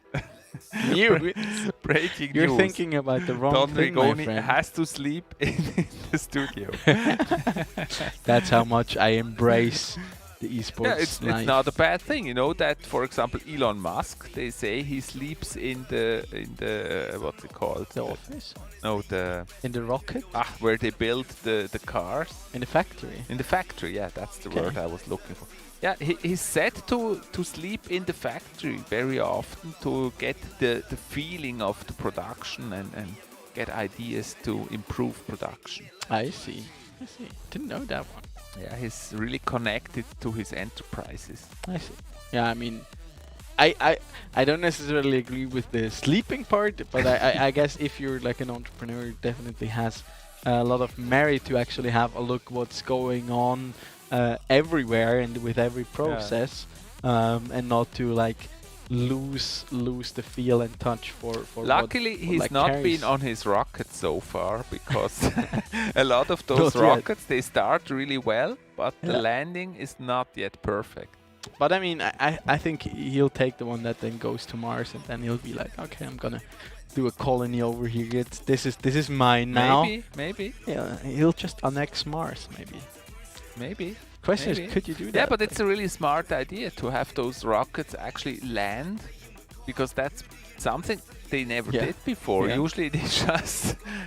If they do not explode, it's a very good concept, because you don't have to waste the resources and you can reuse them. Yes. But I think so far they have never reused them. They're just testing the landing. Yeah, the problem is it's really hard to land a rocket like this. Yeah.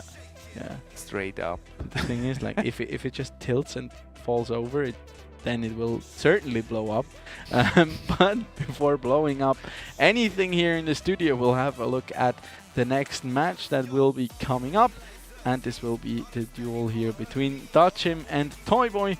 Toyboy, who just suffered that loss against Kefron, but if it's any tell, like Kefron, he bounced back from getting 0-3'd back to winning 3-1, so that's an indication Toyboy might get that same kind of momentum. But in Dachim, he definitely has a very strong and experienced opponent here. He's been in the league ever since season 1. Actually had a flawless season last season. True that.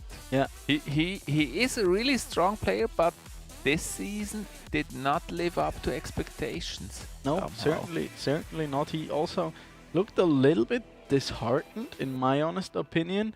So we'll have to see how well he will perform, first of all tonight, but then of course also during playoffs, because like probably a lot of our players realized quite quickly, okay, I might not make it into the top 2, which is essentially the quote-unquote only thing that matters, or like not getting bottom 2 and ideally getting top 2. And if you realize, okay, top 2 is probably not as doable anymore, you might be a little disincentivized to practice as much and as hard, because you know, okay, I'm in playoffs anyways, but not directly in the semifinals, so I rather save my energy and practice a lot for those to then like really bring out that full potential and to fully perform.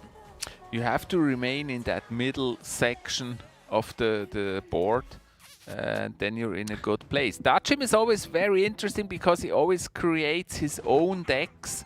And so I'm curious what kind of decks he brought us today. Also a new style once again. Yeah. He's our kind of our style icon here in the Hero League. This time, not. We don't see the blonde hair. It's now covered, and now it's a little bit. But is rocking the mustache here. Looks of it. As there we I don't see the mustache actually. It's just dark witch at the moment. Coming out from him. Graveyard. There's the Inferno Dragon, and probably his favorite deck that he's been running time and time again here in the graveyard. Oh, there's the freeze now coming out. Connect.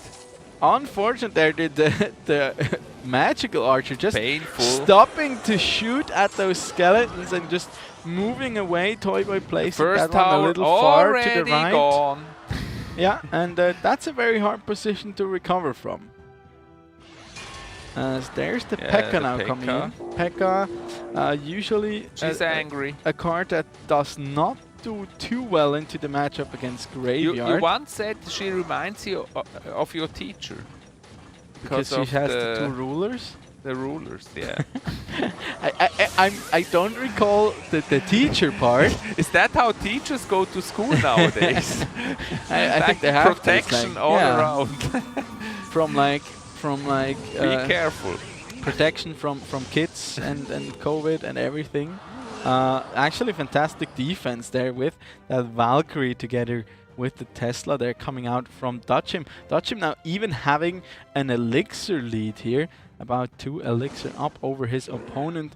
And there's another Inferno Dragon now coming in as there's the E-Barbs. Nice distraction. Yeah, but with that Witch, he has a fantastic answer to it. Does he manage to connect? Yes, yeah, they're one hit onto her. The Witch is so good against the E-Barbs. Yeah. Now that I've seen that, I actually remember why I used to play the Witch all the time. Because it deals so well. It's good against minions and it's great against E-Barbs. If you play and it it's on great time. against P.E.K.K.A. as well. Yes.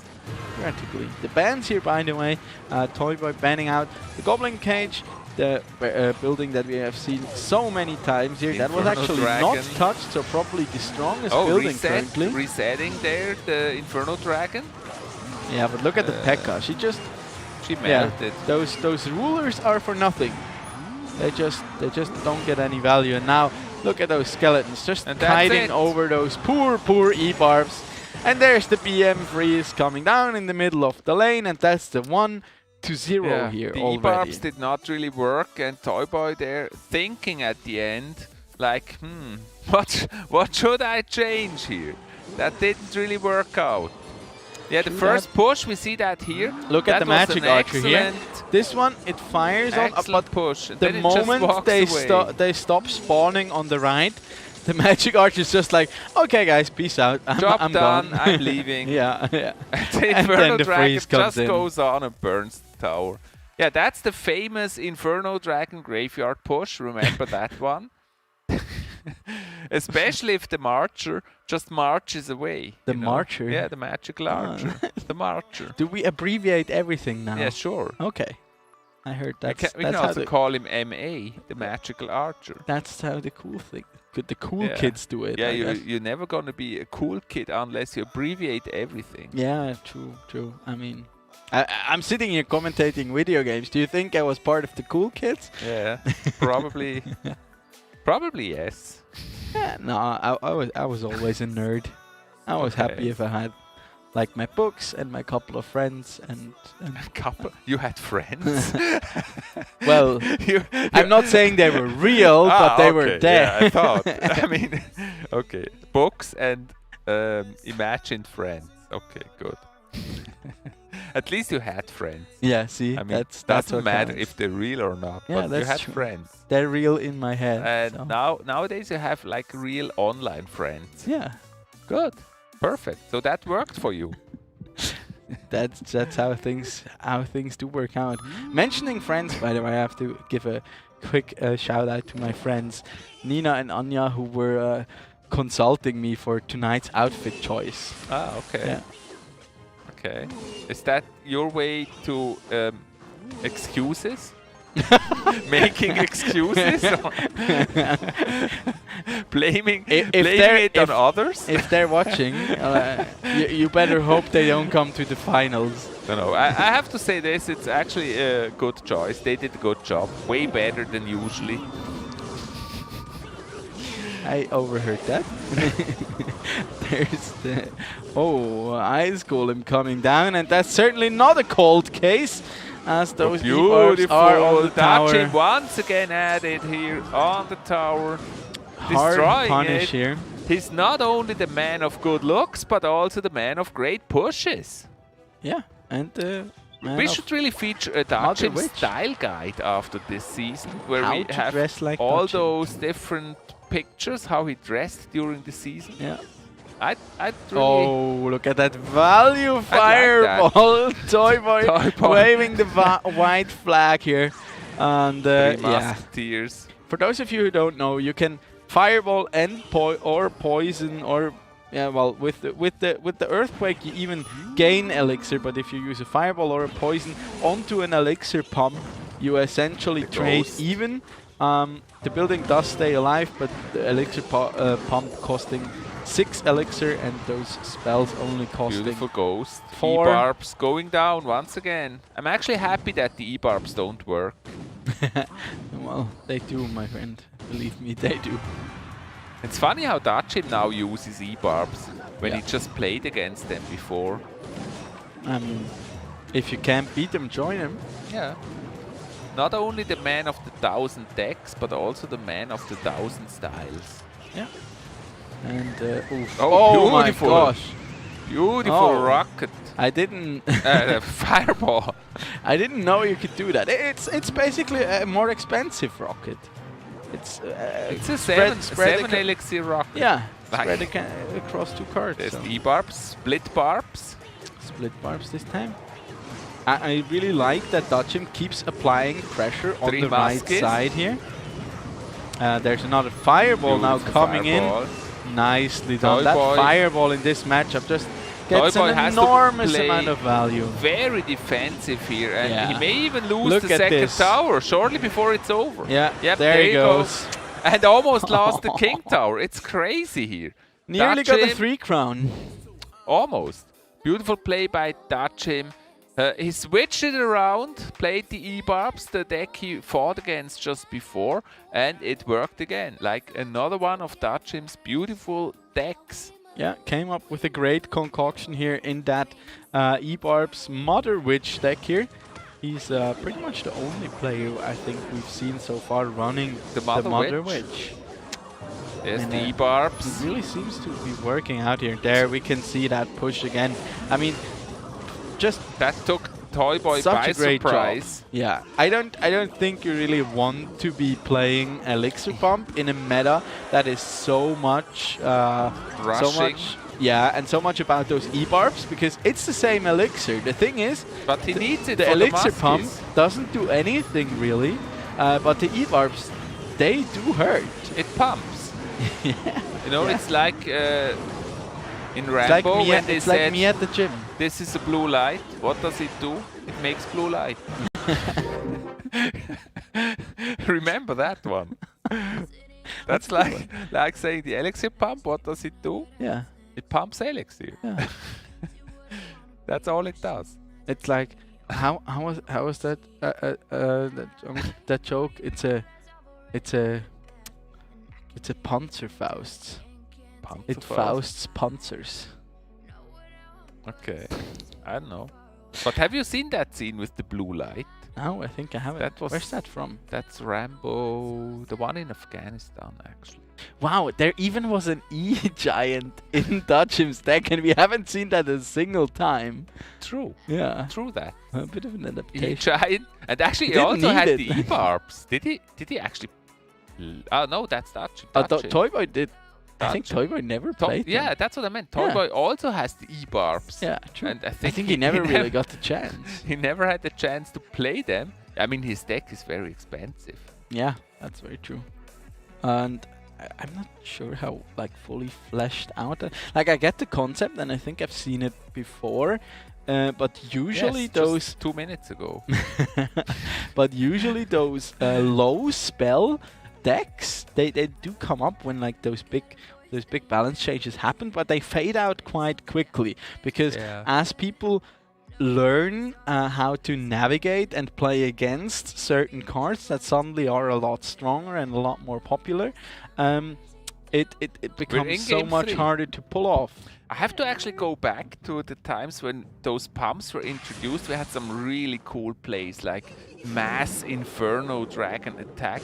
See, by the way, this is how you want to play the 2 barrels, because in this case you get 2 spells out of them, and if they're not synced up, they have to they cannot just invest the log and take out both the goblins and the skeletons. I think in one of those clips at the time fantastic when freeze pump was here. really hot, we made like 50 Inferno Dragons on the map or something like that. Oh my god. That sounds mean. Yeah, you just on one side you need a spawner, and on the other side you pump and create those Inferno Dragons. And they stack up, and you get a lot of them. Getting a ton of damage down onto both sides here. Beautiful Actually, log. great log there to answer it. And yeah, Toyboy already showing his hand here with the Graveyard Freeze. So Dutchim, he knows now, will not be taken by surprise, and I expect him to react accordingly, playing his cards a lot more off to the side and maybe not use the Scar Me like he did there before. He wanted to stab, but didn't hit because of the Scar Me. Now the Scar Me is on the tower. They do connect here for a bit of damage, taking it down to about 1000 HP on that right-hand side. Yeah, that looks like a clean match for Dutchim so far. Yeah, and once again it is that double barrel deck here. And it's match point. And it's match point, yeah. It could just be another clean sweep here. A lot of fast games we're having tonight. Well, not just tonight, but ever since the balance changes, essentially. And yeah, Prince does not like a Scar Me at all. The Graveyard is doing really well there on the tower. Yeah, absolutely. Got quite a bit of damage in. Goblin Barrel. And the log. Will get taken out, but that log will not connect onto the Princess. So just she gets to chip away. Log. Does turn around it. and get sapped. That's how that goes. End of the story. Princess defensive once again. It's like once upon a time there was a princess walking down the right-hand She lane. lived in a purple wonderland. Where do you see purple? I don't know. 650. Oh, there's another freeze now coming out. Toyboy catching up here, taking waiting the lead. patiently, but look at the Hunter. Hunter getting a lot of value, and he actually takes the tower here. 10 seconds remaining now. Can he push onto the right-hand tower? The log is not in cycle though, but the Royal delivery is. And with that, Toyboy closes the gap to a 2-1. Yeah, we called the 3-0 too early. That motivated Toyboy additionally. That's actually why we said it. To just get him motivated, wake him up. And so he took that point. And you can see on the picture that he's really happy about that. Yeah, and Toyboy, like, there he already seemed a bit frustrated because he knew, like, the matchup is far from optimal for him. And then also with this Scar Me here, it looked quite bad for him. That late freeze coming out here. The cheesy freezy, that got in look the tower. At it. That freeze, it only got like Dutchim 4 or 5 skeletons of 20, as we know now, to the tower, but they made such a big difference. And then on top of that, also the Hunter closing the gap. I mean, Hunter still does a lot of damage, and if he gets to that, like through that wind-up animation, he can actually do quite a significant amount of damage, which we just saw there. So I think that freeze really caught Dutchim by surprise there. He was not ready, and so the Hunter... He maybe thought, okay, he's not going to use it this time. So. And then he was like, okay, we should be fine. And then it still came out in kind of a last-ditch effort. Yeah, it seems to be Graveyard Freeze is a thing. We've seen that a few times now, and it seems to be quite strong, especially if you save the freeze for the end and don't show it early. I mean, you catch he did show it by early. surprise. He knew the freeze is in there, but he still didn't get the chance to react, Yeah. which is big props to Toy Boy to just toy with his emotions there in a sense, and yeah, make him like he knew the freeze is in there, but he still didn't expect it in that moment, and then he still used it, and it essentially won him the game. So fantastically done here from Toy Boy. Yes. Yes. I like when he just. Yeah. That's what it is. I Yeah, agree. it's happening very rarely. Just believe the guy. Just take. Yeah, absolutely. You used to say absolutely. Absolutely. It seems that you quit the absolutely. Not You're as going much back anymore. into the match. Stotchim is very happy. Yeah, he's smiling. His emotes. He's smiling when he sends those emotes, and then he looks straight at us here, waving, saying hello. He's ready to get his match point. There's that. Oh, the Sparky! Freshly buffed Heal Spirit, plus once again the Beautiful Mother Witch here. Sparky. We haven't seen you in a while, my friend. I'm happy you're back. Yeah, and there The are E-barbs. the E-barbs. Oh my gosh, they're just one shot. Maybe that's why he was smiling. Yeah. He's playing the E-barbs again. But then again, he does not Oh. get the connection here. Yeah. Barely any damage, and that Sparky is still alive and well here. Does he have Sparky. something? Okay. Okay, that's just. Electro that's Wizard mean. just stopped by to say hello. Yeah. Hello, And- my friend. And and it's Sparky's like- gone. Your Sparky not gonna do anything. Goodbye. Hello, my friend. This is your end. Hello. No, it's like No. it's like Is it goodbye, me? my lover. Is it me you're looking for? Goodbye, my friend. No, that's Hello, hello. Sparky. Is it me you're looking for? Hello, Sparky, my old friend. I'm here I to come talk to sap you again. again. Yeah, kind of. Now he switches lanes. That makes sense, of course, because he's expecting the E-barbs on that side. I'll make you die very quick. And Oh, classic. swiftly. A Yeah. classic one. An old, faithful kind of deck here with And the a Dark Prince to Goblin support. Giant. And Kind the E-barb's gonna be hit by that Oh my Sparky. gosh, Oh, yeah, we- that's okay. No. Hello, Sparky, my old friend. That just makes me sweat all the time when you see that Almost, one. almost. But he had the E-Wiz. Yeah, doing a great job of sapping and stopping that Sparky, but nevertheless the Bandit, barb maybe? does connect there onto Nope. that right-hand tower. Yeah, and Toy Boy is in the lead. I mean, yeah, he is. Quite surprise, significantly, surprise. actually. And there's Preparing another the next push. hawk that spawned. There's the cannon Beautiful card now. cannon. Running it down the right hand side. Great value out of the Dark Prince. Just splashing onto the Mother Witch. And there you can really see how squishy that card still is. So if Next you get Sparky. any troop of swords, doesn't even need to be that Yeah, fireball. you have to distract Sparky. Ooh, great the lightning tower. though. And that will just be towered down here for Toy Boy. Fantastic offense there. And now the Goblin Giant is here to defend against the counter push. Yeah, Only 8 seconds left. remaining. Dachim already calls it good game. There's no coming back. He was definitely not expecting the Sparky deck. The good old Sparky deck is back. Guess who's back? Sparky's back. Guess Sparky's back, Sparky's back, Sparky's back. Yeah, I love how you shake that. Your head. Nice. I also have my party tricks. At least something. As that was just fantastic. Funny thing is, Dachim actually defends Sparky really well, but the other part of the deck did so much damage. That's true, and if you looked at the E-Bards, they got just splashed on so much and didn't really stand a chance. And like if the E-Barbs are here to stay, like in the meta, I could really see Sparky coming back big time into the Look meta. at that lightning, that was Yeah. just beautiful. That was just lightning. I gotta say, lightning is probably still my favorite spell in the game. There's no way to defend against that Sparky deck, and interestingly, not because of the Sparky, but because of the rest of the push. Because he had to take care of the Sparky so much, he was not able to defend. And then the E-Barbs just going down to that lightning, basically leaving the door open for the push. and destruction of the tower. That was beautiful to watch. I think the lightning is probably the best answer to the E-barbs, because I think that killed both of them. And Plus, the you then tower. also get damage on the tower, and that costs the same amount of elixir.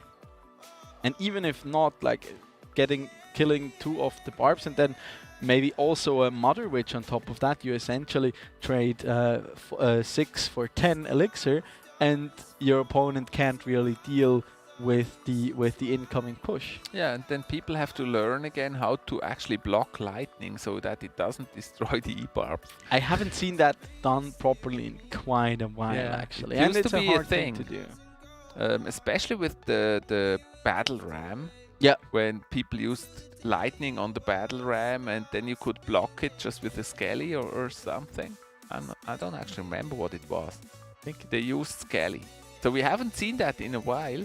Yeah, I mean, you can usually use it to prevent like them finishing off your tower, because it does it does prioritize the highest health unit or building that's good. That's in range. Match point. You can use that, and now it's actually 2-2 here. Now between those two. Dachim has to regain focus. Yeah, and what initially could have been a clean 3-0 swoop here coming out from Dachim could now be very well a reverse sweep, actually. A little pig. 3 little piggies. It's the tower. Royal Giant. It's like with the... Look at that Royal Giant. Yeah, that's a big bad wolf, and he's gonna poof and poof and poof and blow that he tower got away. many hits there. That was a good one. There's also the little piglets to help it out.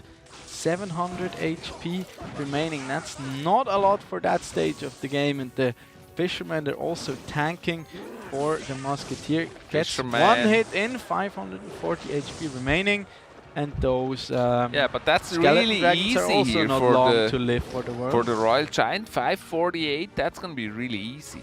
Yeah, that's just 2 hits. 3 hits. E-barbs. It's the E-barbs. That's dirty. But against the regular barbarians, they will not stand much of a chance. And that's how the musketeers little also guy there to wins help. against 2 big guys. The E-barbs against regular barbs. Like David against Goliath. It's not about all Like about having a 5 fancy Davids, helmet. 5 Davids against 2 Goliaths. Yeah, 2 little Goliath. Let's call it, because they're not that big. They have a fancy helmet, and they have the same beard actually, and the same hairstyle.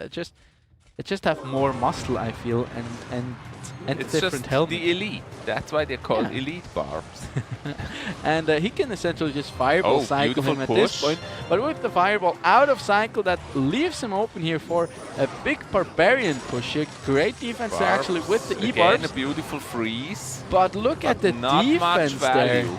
The Mother Witch doing a great job, and with those piglets that are spawned, they just absorb so And the many fireball. hits. And that piglet says no here to Toy Boy's efforts.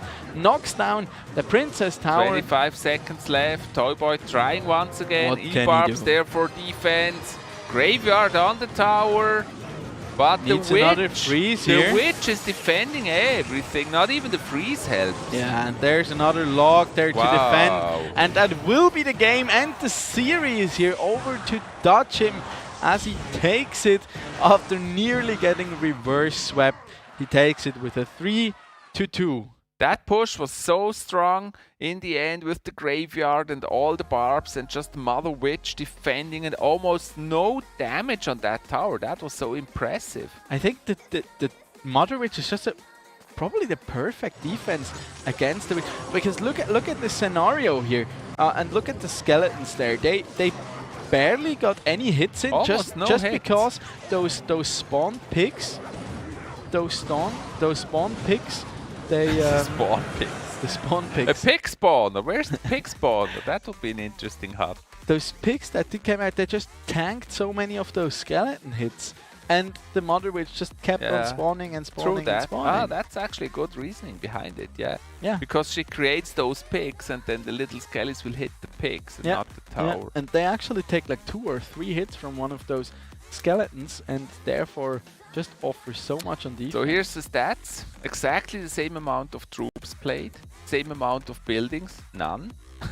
And a few more spells played by Dachim, and it seems that made a whole difference here in this match. Interesting. Yeah, I bit so. And Dachim, he'll certainly be very happy that he got this win and didn't get reverse swept here. Yeah, it was close though. And he desperately needs those points, or not needs, because he, as I mentioned before, he's already in playoffs. But it's of course a very good ego boost that you know, okay, you still got it. And he was in this scenario a couple of times this season already, where it was 2-2. And most of the time he was the one that got into the lead first, and then oftentimes got reverse swept, or their opponents just turned it around. It was the case against Senpai. It was the case against Jesus. I think it happened against Solak too. I'm not 100% sure anymore. But he didn't have the best of seasons. It's also a good thing for Toyboy that he's seen he could actually beat Dachim. Yeah. It was just a little bit more luck in that last match maybe, but he was back. It was a 2-2, and that's actually showing also how close together they are. Yeah, maybe he wanted to stick it also a little bit to him, running that Graveyard Freeze that we've seen come out from Dachim time and time again, and was like, okay, I'm just gonna make you taste some of your own medicine there. But in the end, Dachim was prepared for it. He really had the matchup advantage there as well. I feel like with the new changes to the Mother Witch, with the increased hit speed, it just makes for a fantastic answer to a Graveyard, because it more or less correlates with the spawn rate of the skeletons. I feel like 2 skeletons spawn while the Mother Witch hits once. I think it's time we're heading into a break. Yeah, I think so too. I need to untwist my tongue. Yeah, do that. From the Mother Witches. Do that, but we don't want to see that. So we'll be right back after the break. Stay with us. We're gonna have the last match of today right after the break. Pull up and shoot it to movie. I'm chasing the bag, not a coochie. Cut ties with the fake, now it's Gucci. Word of my niggas from the 021. You count 6 shots and I count 2 guns. Some people still think I rap just for fun, but soon they look up to me just like the sun. Yeah, you can come over here. Swear it's like no career. Swear you got no idea. Soon you have no career. Take a good look in the mirror. They need to know that I'm here. Don't you act like it ain't clear. Yeah, push start, ayy. Ball so hard, ayy. Raise the bar, ayy. Turn into a star, ayy. Play my part, yeah. I aim too far. I do it big. I keep it large, okay. Live it up. This is fake, better give it up. Young, but I feel like I've seen enough. Numbers going up, better keep it up. Ain't slowing down, better live it up. About too hard, ayy. What? About too hard, ayy. What? About too hard, ayy. About too hard.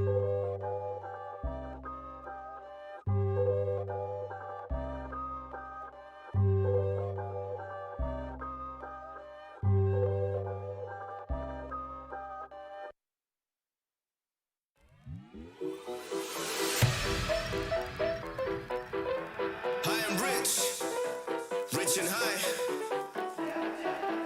Lex. Yeah. Yo. Got the army with me like Xerxes. Understand you can't hurt me. I got a couple thickies chilling in my room who be shaking it like the twerk team. Ladies, show me where them curves be. Curious, I'm not pervy. Honestly, you and your best friend could go and develop a new twerk scene. Got the army with me like Xerxes. Army with me like Xerxes. Understand you can't hurt me. Understand you can't hurt me. I got the army with me like Xerxes.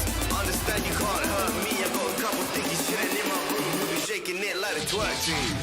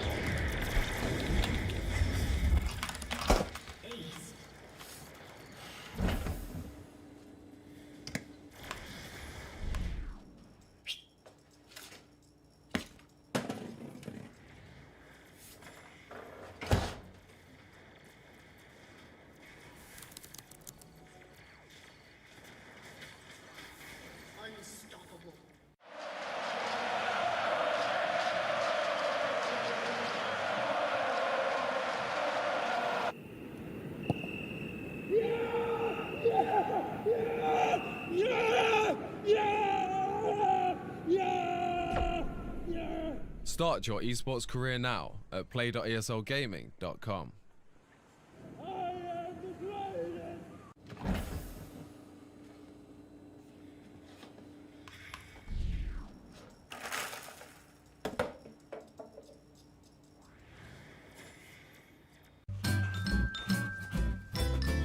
You ready? Huh? Hey, he's a good boy, huh? You ready? Huh?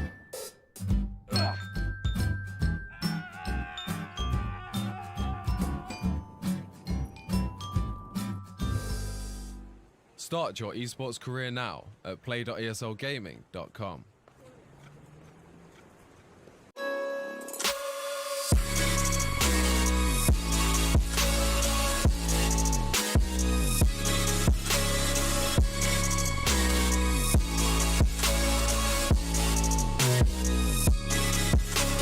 You love it, you wear it.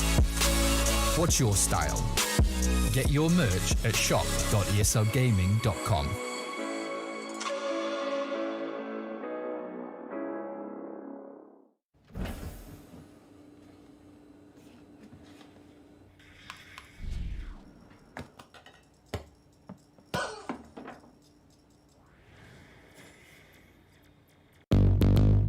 What's your style?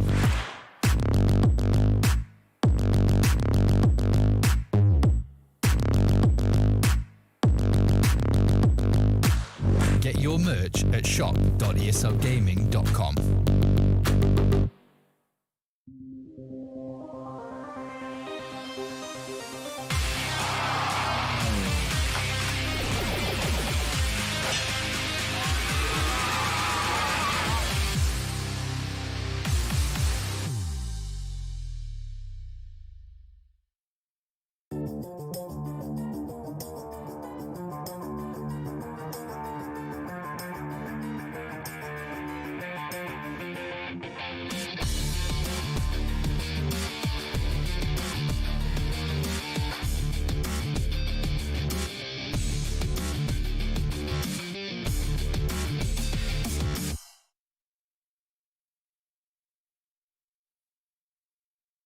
Welcome back once again to our final match of the evening. It's the highlight, I would call it. It's Senpai Rect, our current champion. So yeah, drum rolls. Senpai Rect against Solag, our newcomer in the season, and that's going to be an amazing match. In the meantime, make sure to follow us on social media as well. You find me, Chief Avalon, on Chief Avalon everywhere: Twitter, Twitch, Instagram, YouTube, TikTok, and my beautiful young single friend Don Rigoni. You find him also Don_Rigoni on Twitch. He's actually streaming on Twitch, just in case you haven't noticed yet. I gotta say, I haven't streamed in a while. I should really get back to it. I just wanted to ask, what are you actually streaming at the moment? What game? I'd probably do some. I do a lot of like just chatting, exactly. What about the League of Legends? Wouldn't that be your game?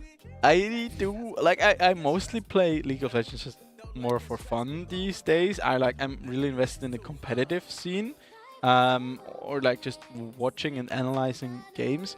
Playing myself, it's mostly like with friends or for fun. Do a lot of ARAMs and stuff like that. The ones that I'm more competitive about would be like games. Like Legends of Runeterra. I really love that game. It's a card but game wouldn't also it be by the Riot. right time to actually start with League of Legends? Because now even Ninja is pushing in League of Legends. Is he? Yes, he's playing League of Legends now.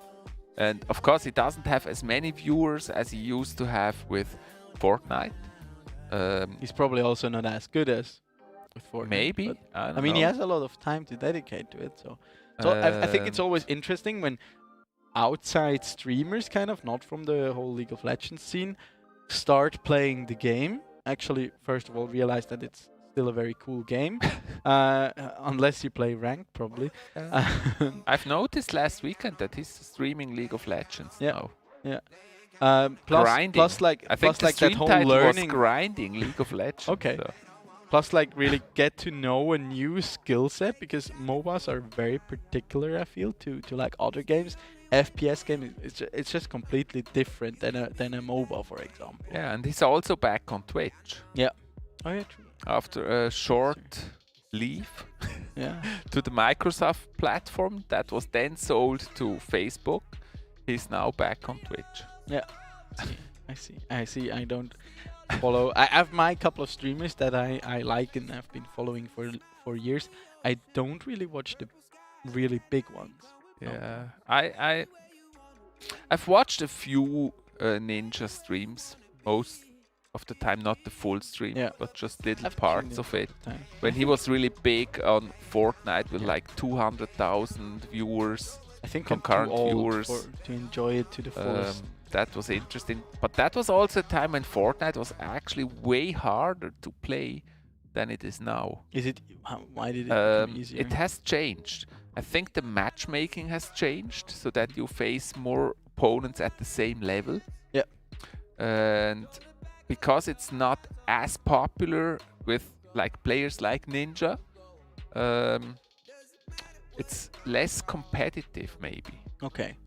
Yeah, it's not as... People are not as invested and hyped about it anymore. Less invested. It's become more of a fun, casual game, I feel like. Well, I personally think that's a lot better approach because the game always to me looked like more of a like unwind kind of fun game rather than a competitive esports title, but that's just my personal opinion. But to actually get back to Clash Royale here for a second, we have one more match coming up. You already mentioned it. It will be Senpai Rect against Solak. Here we have the two players, both of them, of course, with a lot of experience in Clash Royale already. Solak only joining the league this season, or the first division rather, and of course Senpai Rect, the not yet dethroned king of Clash Royale in the Swisscom Hero League here. 4 consecutive titles, and here we have him playing that classic Royal Giant deck that I imagine will probably have changed a little bit, just a little bit. Probably the Hunter being relegated out. I personally run a very similar list actually, but with the Musketeer again instead of the Hunter. That was like the OG version of this deck, of course before the introduction of the Fisherman, but for a long time the Royal Giant deck was actually running the Musketeer. Yes, and then Solak, we had very big expectations of him for this season because he's a well-known player in the scene and he's a strong player. Yeah. He couldn't fully live up to those expectations. He had some ups and downs during this season. I feel like he started slow, but the last few matches were really strong. And so I'm really curious. I mean, this is the ultimate test here, going against the champion Senpai Rect. Of course, Senpai can chillax during this match a little bit. Well, because he can't lose anything now. I think he can still lose. I think he'll remain on the second or the first spot anyways. He'll definitely not have the first spot. That one belongs to Jesus now, if I'm not mistaken, because he won the head-to-head against Senpai Rect and only has one loss. That was actually to Bo the Chef, which was quite surprising back then. Other than that, Jesus would have had the perfect season as well.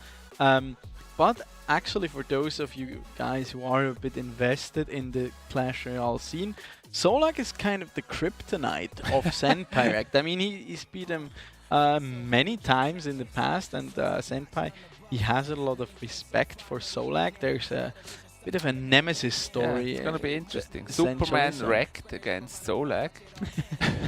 Senpai Rect against Kryptonite Lag. It's like Senpai Rect is Superman, and then Solak would be Batman, right? Nevertheless, I think Senpai, he can chillax during this match a little bit and just play what he likes to play, and that's definitely going into his favor here. And Solak, I mean, for him it's a great chance to prove that he's here, that he's arrived into the league, and that he's a strong player. I have to stop you there. There's actually a lot on the line, I think, because currently Solak is in 3rd place with a 4-2. And if he wins this one, that would mean he won the head-to-head against Senpai Rect, and they're at the same scoreline. That would mean Solak would be in 2nd place, the match. And Senpai in 3rd place. And I'm looking forward very much to the final scoreboard. Yeah. where we'll see that. Yeah, I mean, if Senpai just wins this here, it doesn't matter. Senpai looks a little bit tired on the screen. Maybe military is exhausting. Looks like it. There's the Mother Witch now coming out here for Senpai. And oh, it's a bomb tower that does come down here for Solak. Certainly did not expect that building to come out. Bit of an unlucky placement there for that knight. But the bomb splashes onto the Mother Witch. Also, Great Senpai going there. with the Mother Witch. It's interesting. Yeah. Maybe she finally has arrived in the game in a way that she's actually playable.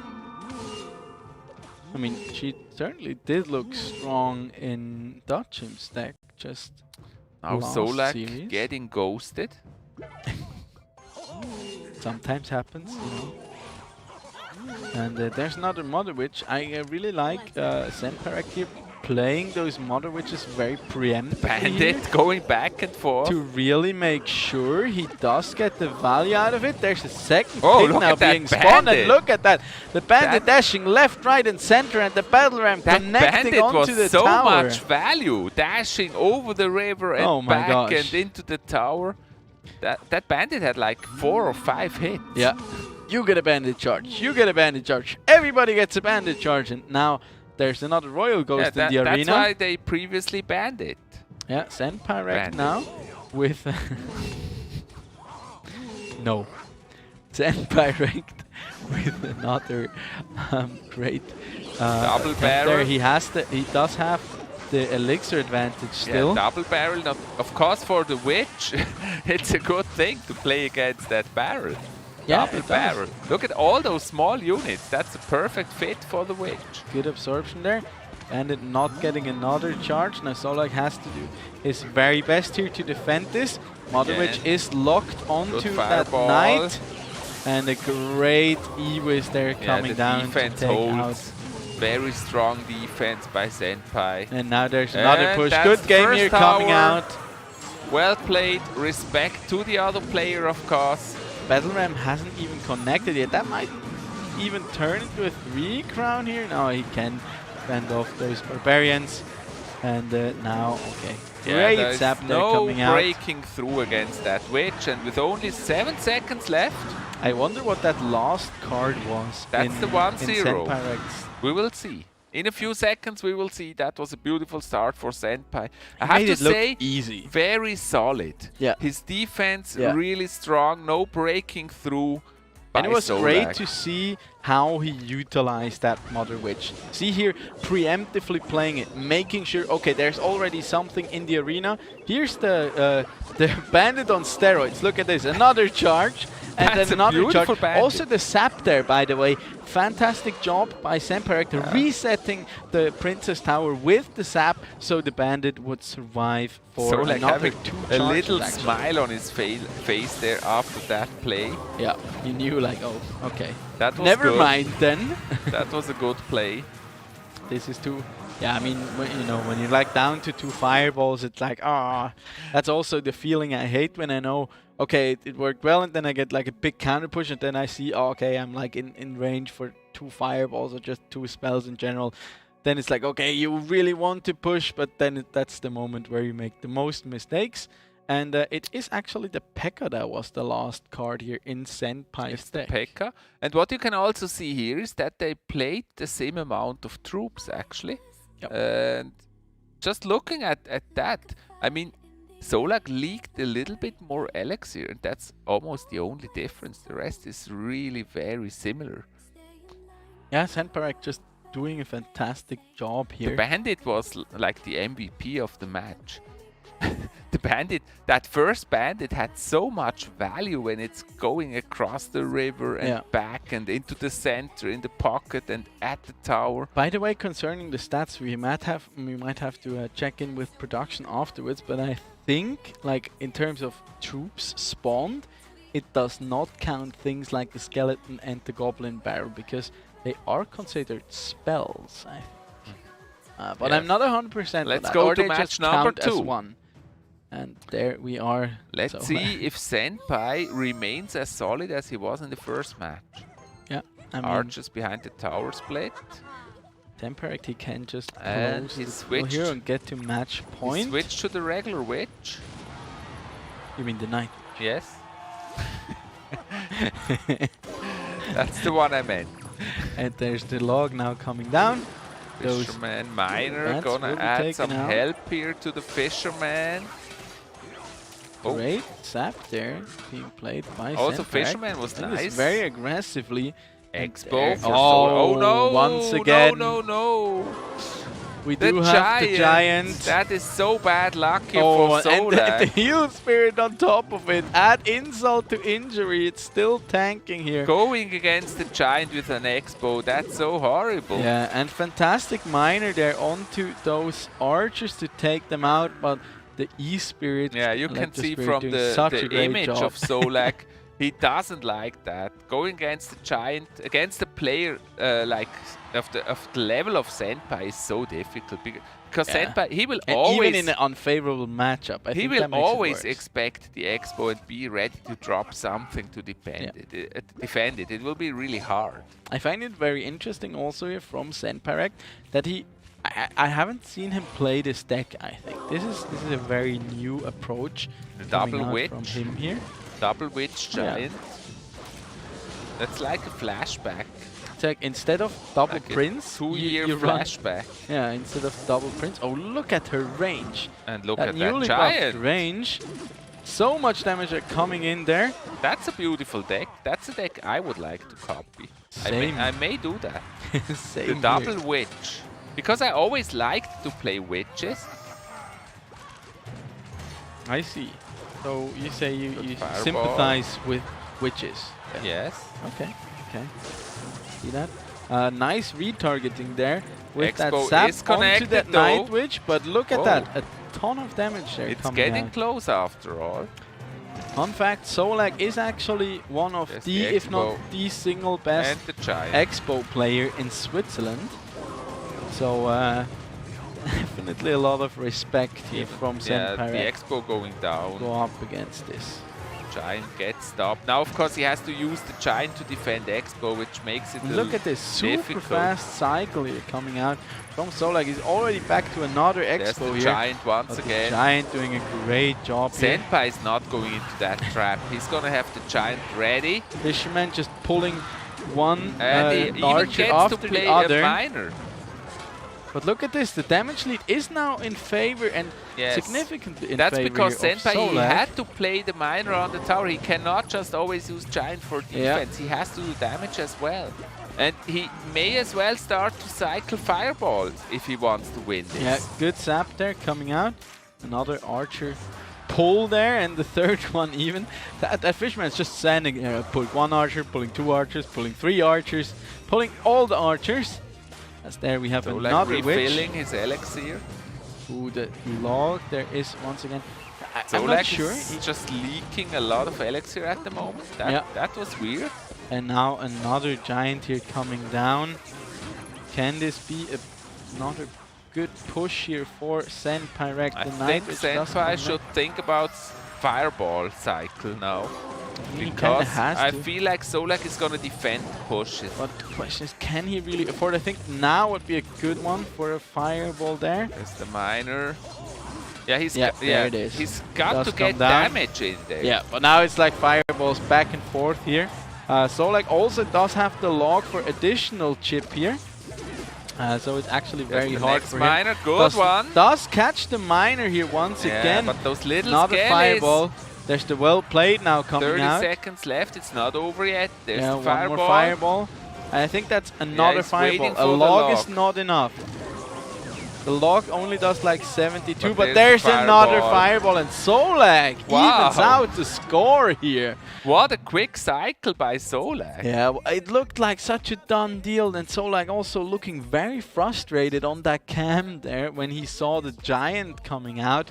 But then in the end, he managed to like really edge it out, and it's just fantastic to see Solak, who, as you mentioned, has underperformed a bit this season, resorting to like his comfort deck and the deck he knows to pilot so well and pulling off a win here against Yeah, the problem none really other is than Senpai Senpai. has to use his giant to defend the Expo, and then nothing remains to actually push for the tower except for the miner and the fireball. So that made it a really difficult play for Senpai. Yeah, and in the end you could see him smile there. He was like, oh, okay, and he got me there. It was a good approach here by him, and the deck was certainly an interesting one that we've seen here coming out from Senpai. Let's take pictures. Also do a selfie. Let's do a selfie of us. We take a picture of production while they just No, we don't. look at us, Just want to copy shake their heads. the which deck. Which deck? That's the question. Both decks. That's the answer. The Expo deck was played really well. The problem really is, I mean, most decks run buildings, and I'm not sure if the double witch giant deck will do so well against buildings.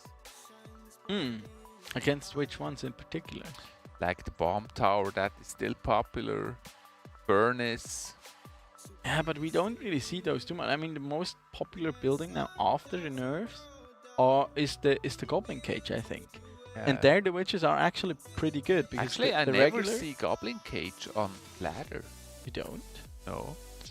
I could imagine. Never. I could imagine it because it's still a kind of new card. I mean, it's a year old by now. The card I see most on ladder is actually the Furnace. Yeah.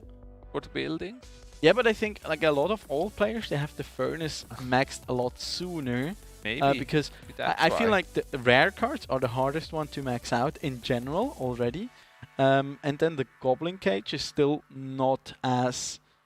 It's not the... It's always been a little bit under the radar, I feel. Even though it is probably And the we're going strongest into the building next currently in the game. Yeah, the Furnace is actually one of the first buildings I had maxed. Yeah. That's true. And the Mortar, of course. That one's easy.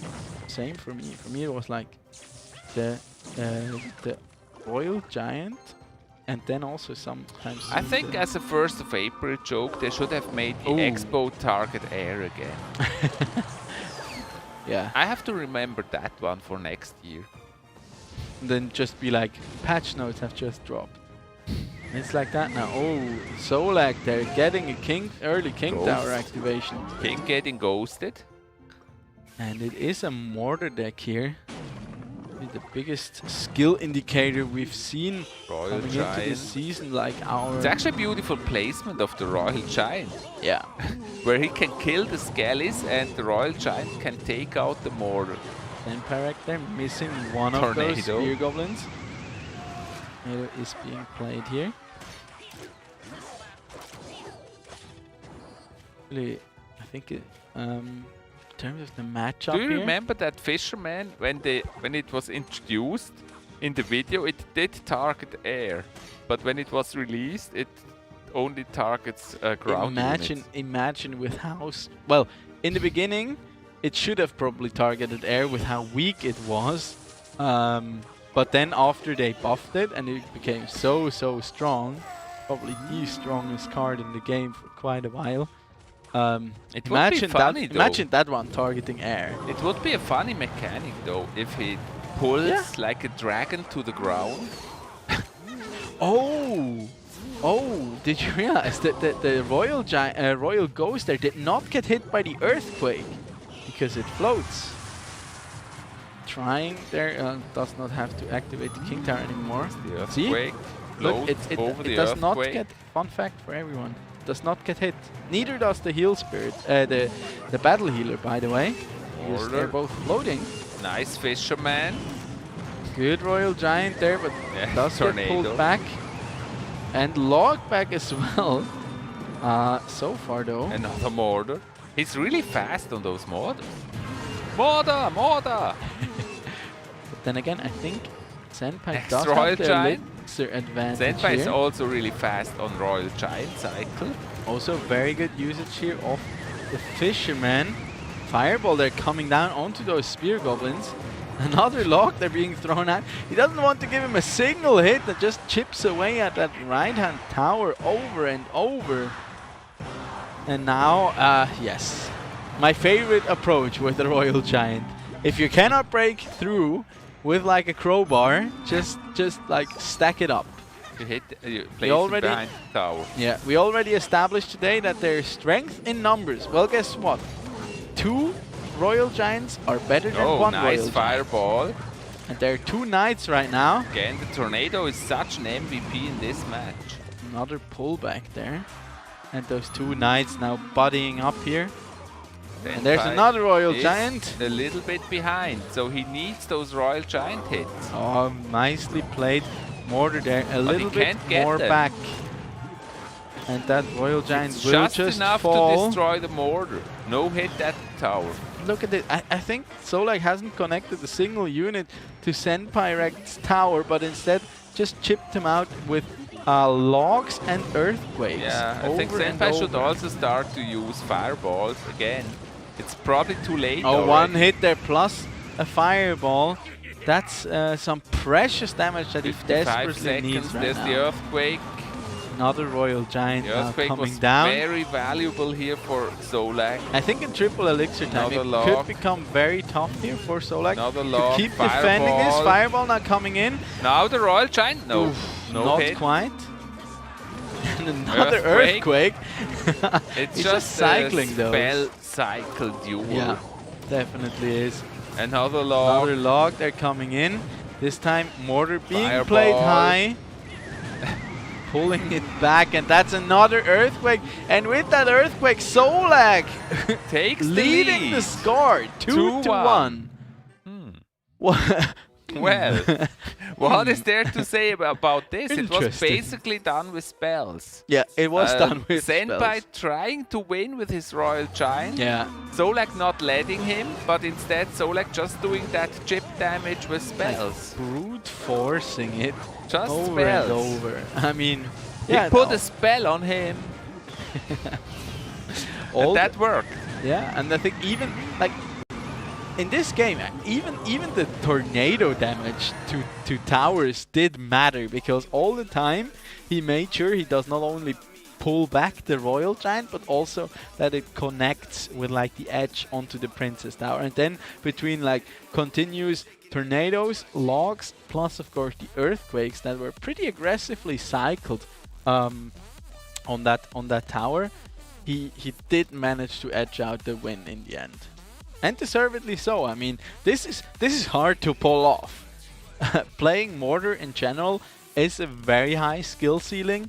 Playing a Mortar against something like this Royal Giant, even harder. And he just did it.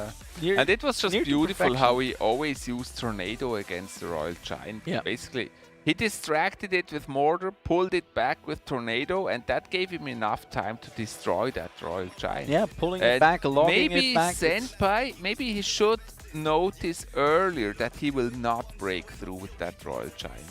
Yeah, but Solak will not make a mistake, he will not be able to break through, and then the only thing left is actually also switching to that spell and now damage. We are in game number 4 here.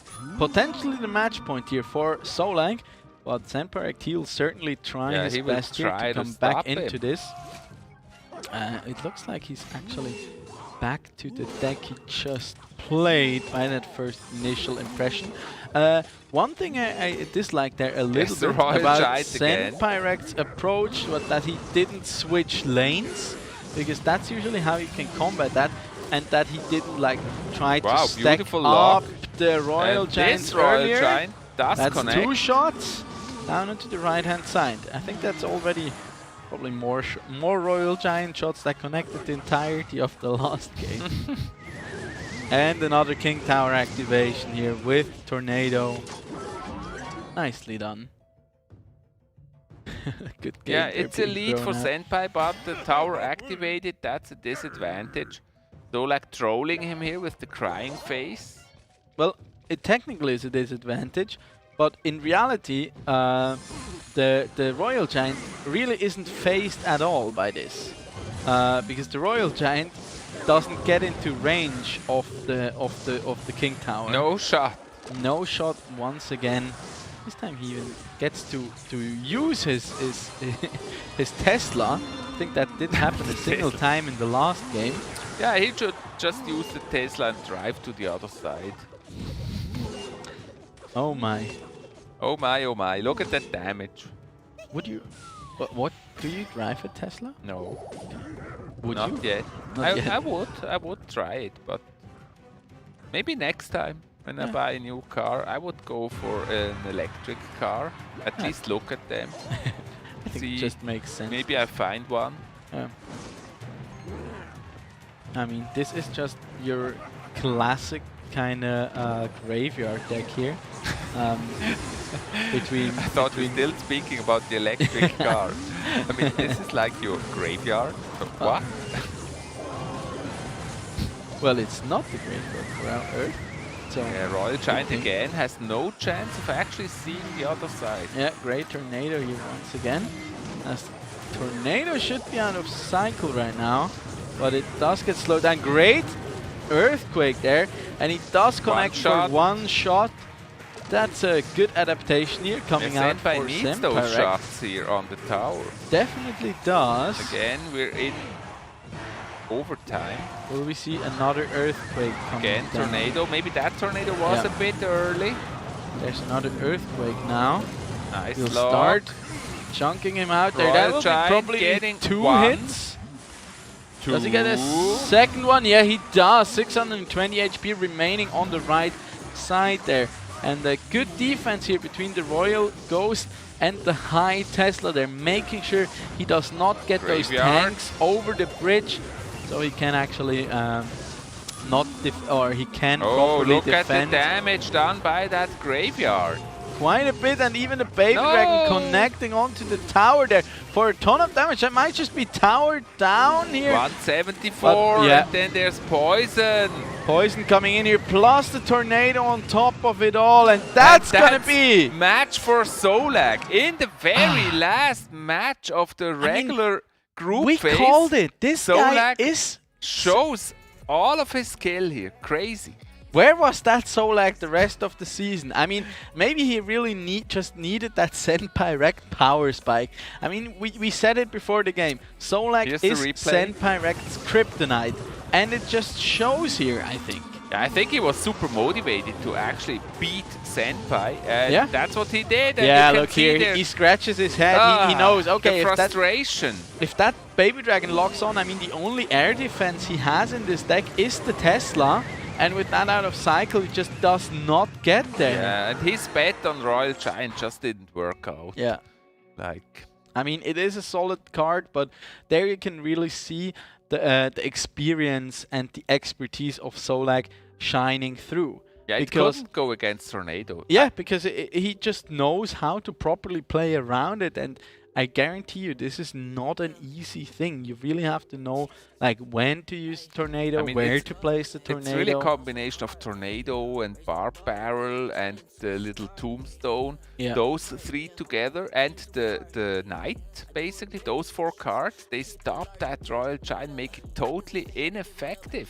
Yeah, and you could also see there how he kept switching up those Tombstone placements just to make sure that he just does not completely destroy it with like an earthquake, because if you deploy the Tombstone in this matchup, if you deploy it too early, your opponent can just cycle to an earthquake or just keep it in hand, wait for the Royal Giant to cross the bridge, and then use the earthquake. That unexpected end score. Yeah, 3-1. 3-1. And I think with that, Solak actually takes second place in the standings. Curious for the standings. That means Senpai Rect could have lost his ticket here directly to the semifinals, and will have to go through quarters. That is of course bad or like suboptimal news for him, but even worse will news not really matter in the end. Yeah, but even worse news for whoever has to go up against him in those quarterfinals. Yeah. And we've seen worse before. I mean, one time, I think that was season 3, Senpai was actually out. Yeah. And then he played against Jesus, and he came back and won the final. Yeah, that's very true. I think for him, it's okay. It's just giving him more playing experience. Yeah. Preparing him for the final, getting to know his opponents even better. And I mean, a player of the caliber that is Senpai Rect, usually they get kind of a boost once they head into playoffs. It's like, okay, like we cut the games now, we cut the silly strats. I'm gonna prepare like 4 or 5 decks now that I really know the ins and outs and like how to switch it up and to properly counter what I might expect from our opponents, and then just go with that. And don't forget, this was just also unlucky. He tried with Royal Giant, but he was countered really bad in those last 2 matches. But I let's mean, if not it kid chose ourselves. a different deck, it well, goes the other way. Well, that's it. The game of if and when, I guess. That's always in Clash Royale. It really depends on deck choice, Yeah. and you can get unlucky with that. That's true. It certainly wasn't the or the auto-win matchup in any of the cases. No. But then again, I really want to stress this. This is a matchup that can be perfectly won by the Royal Giant, and Sure. will probably can happen to each of us that we just get completely stomped by this, and you really have to edge out the most out of this, out of the tools at your disposal. And so like really did that perfectly. Cannot say it's. Let's look at the standings. Yes, let's check it out. Here they are. Does remain The on top here. standings. Jesus is on top with 6 wins and only 1 loss. Senpai and Solak now in the same place. I think, as what we said before, Solak probably won because he won against Senpai. So he will probably be second. I think so That too. would mean Jesus and Solak would be automatically in the semi-final. It does matter though whether the head-to-head comes first or the RD, like the map difference, how many points they have like in advance. How many crown difference essentially. I don't know. That may still change. So we're not 100% sure that this will be correct. Either Senpai or Solak will be in the semi-final directly, and then the other one, plus Dachim, Kefran and Toyboy, they will be in the quarterfinals. Yeah. So Toyboy will most likely be going up against Senpai Rect next week. And then for Dachim and Kefran, they do share the 3rd place. It doesn't really matter because they play against each other anyway, so does not does not really matter too much there. Dachim is in 4th place technically, with him taking the head-to-head over Kefran, as we've seen today. And then to close out the standings here, Sailor and Po the Chef, who have already completed all their matches last week already, they remain in the bottom 2 spots. Quite unfortunate, but at least and that I personally like about this season, nobody did go without a win. Everybody has 1 win at least. Yes, and they were actually very these standings. They don't really depict the full picture. No, because they never do. Po the Chef, he had great matches. I think in the end for him it was a lot with his inexperience and the nerfs. But I mean, he took down Jesus, who is now on top. So the bottom player beating the top player straight up. And then also I want to focus on Dachim a little bit. He had a kind of an unstable season with a weak start and a strong end. And in the end, he made up 4th place. Yeah, and I mean, so that's a strong finish actually. Yeah, he has 3 losses to his name. I'm not sure who the 3rd one was against. I could have been against Solak, I'm not 100%, but 2 of those were against Senpai and Jesus, and both of those were in the first 2 match days of the season, and they both ended in a 3-2, where he even got into the lead early and then lost it. So a bit too back to the old days of unlucky Dachim, but nevertheless he finished out with 4 wins. He finished strong, and he's definitely in it for the semi-final or the final. Yeah. So these are our final standings for Season 5 here in Clash Royale of the Swisscom Hero League. If you want to keep updated with who will make it to the playoffs and who they'll play against, with the full bracket, make sure to drop us a follow at ESL Swiss on Instagram and Twitter and Facebook, where we keep you up to date with that. And hear what's next. Yeah. On Thursday, You will watch CSGO, I guess? Just tomorrow, yeah.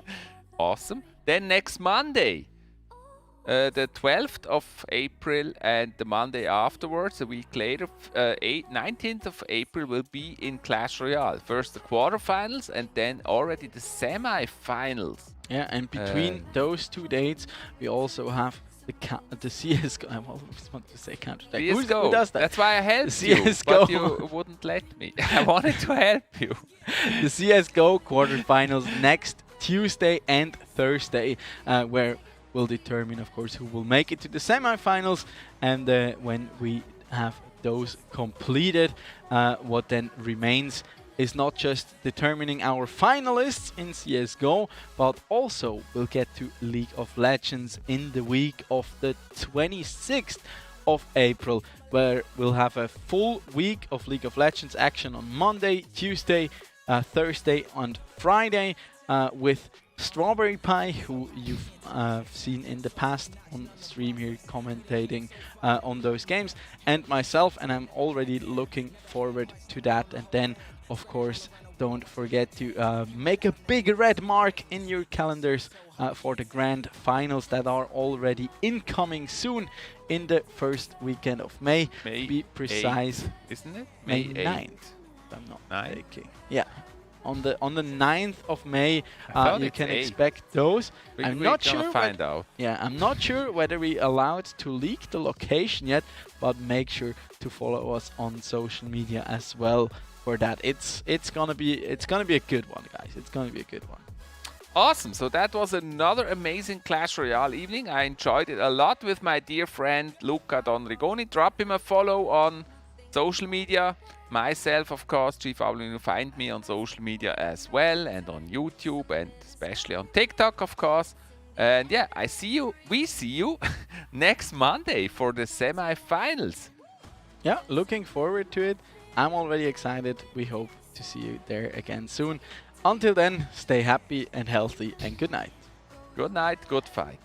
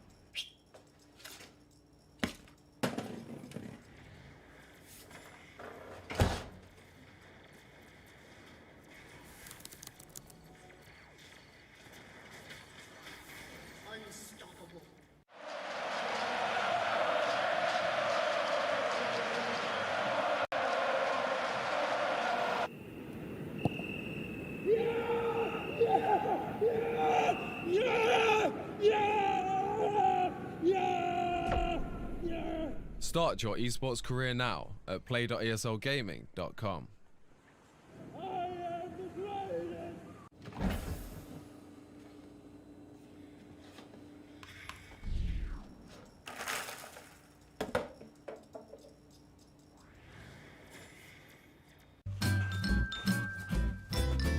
You ready? Huh?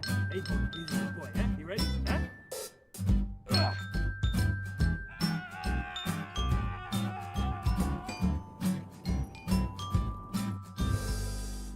Start your esports career now at play.eslgaming.com.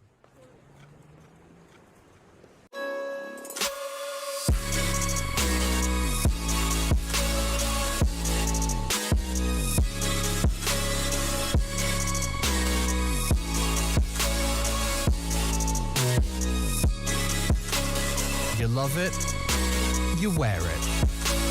What's your style? Get your merch at shop.eslgaming.com.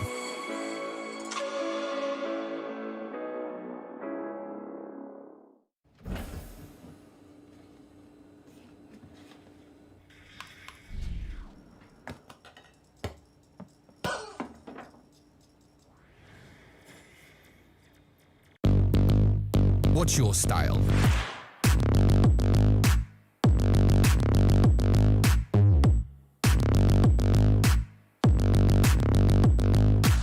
Get your merch at shop.eslgaming.com.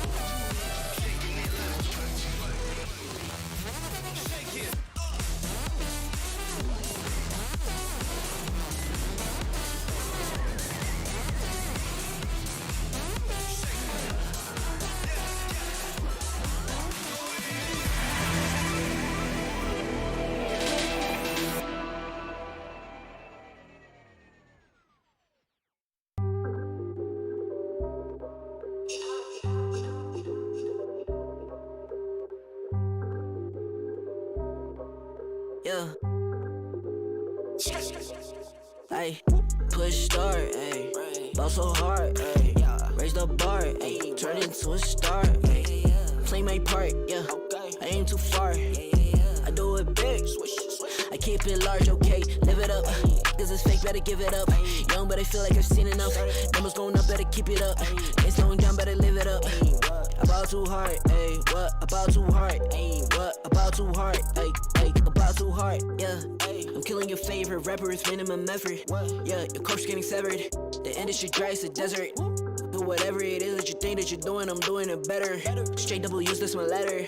Don't got no snakes, only ladders, ayy. They tryna figure out what's on our plate. Infinity sideways, we already ate. Skipping is basic, skipping is classic. Stay out of trouble, now I can relate. Nevertheless, again, I'm doing great. I just finished the scene, ain't no debate. You ain't my dog, you ain't my family, and sure as hell, you're not my mate. Yeah, I take my place at the summit. I can't wait till we countin' them hundreds. I cannot lie, I ain't rich, yeah, but when I say my time coming, it's coming. And some of y'all got a head.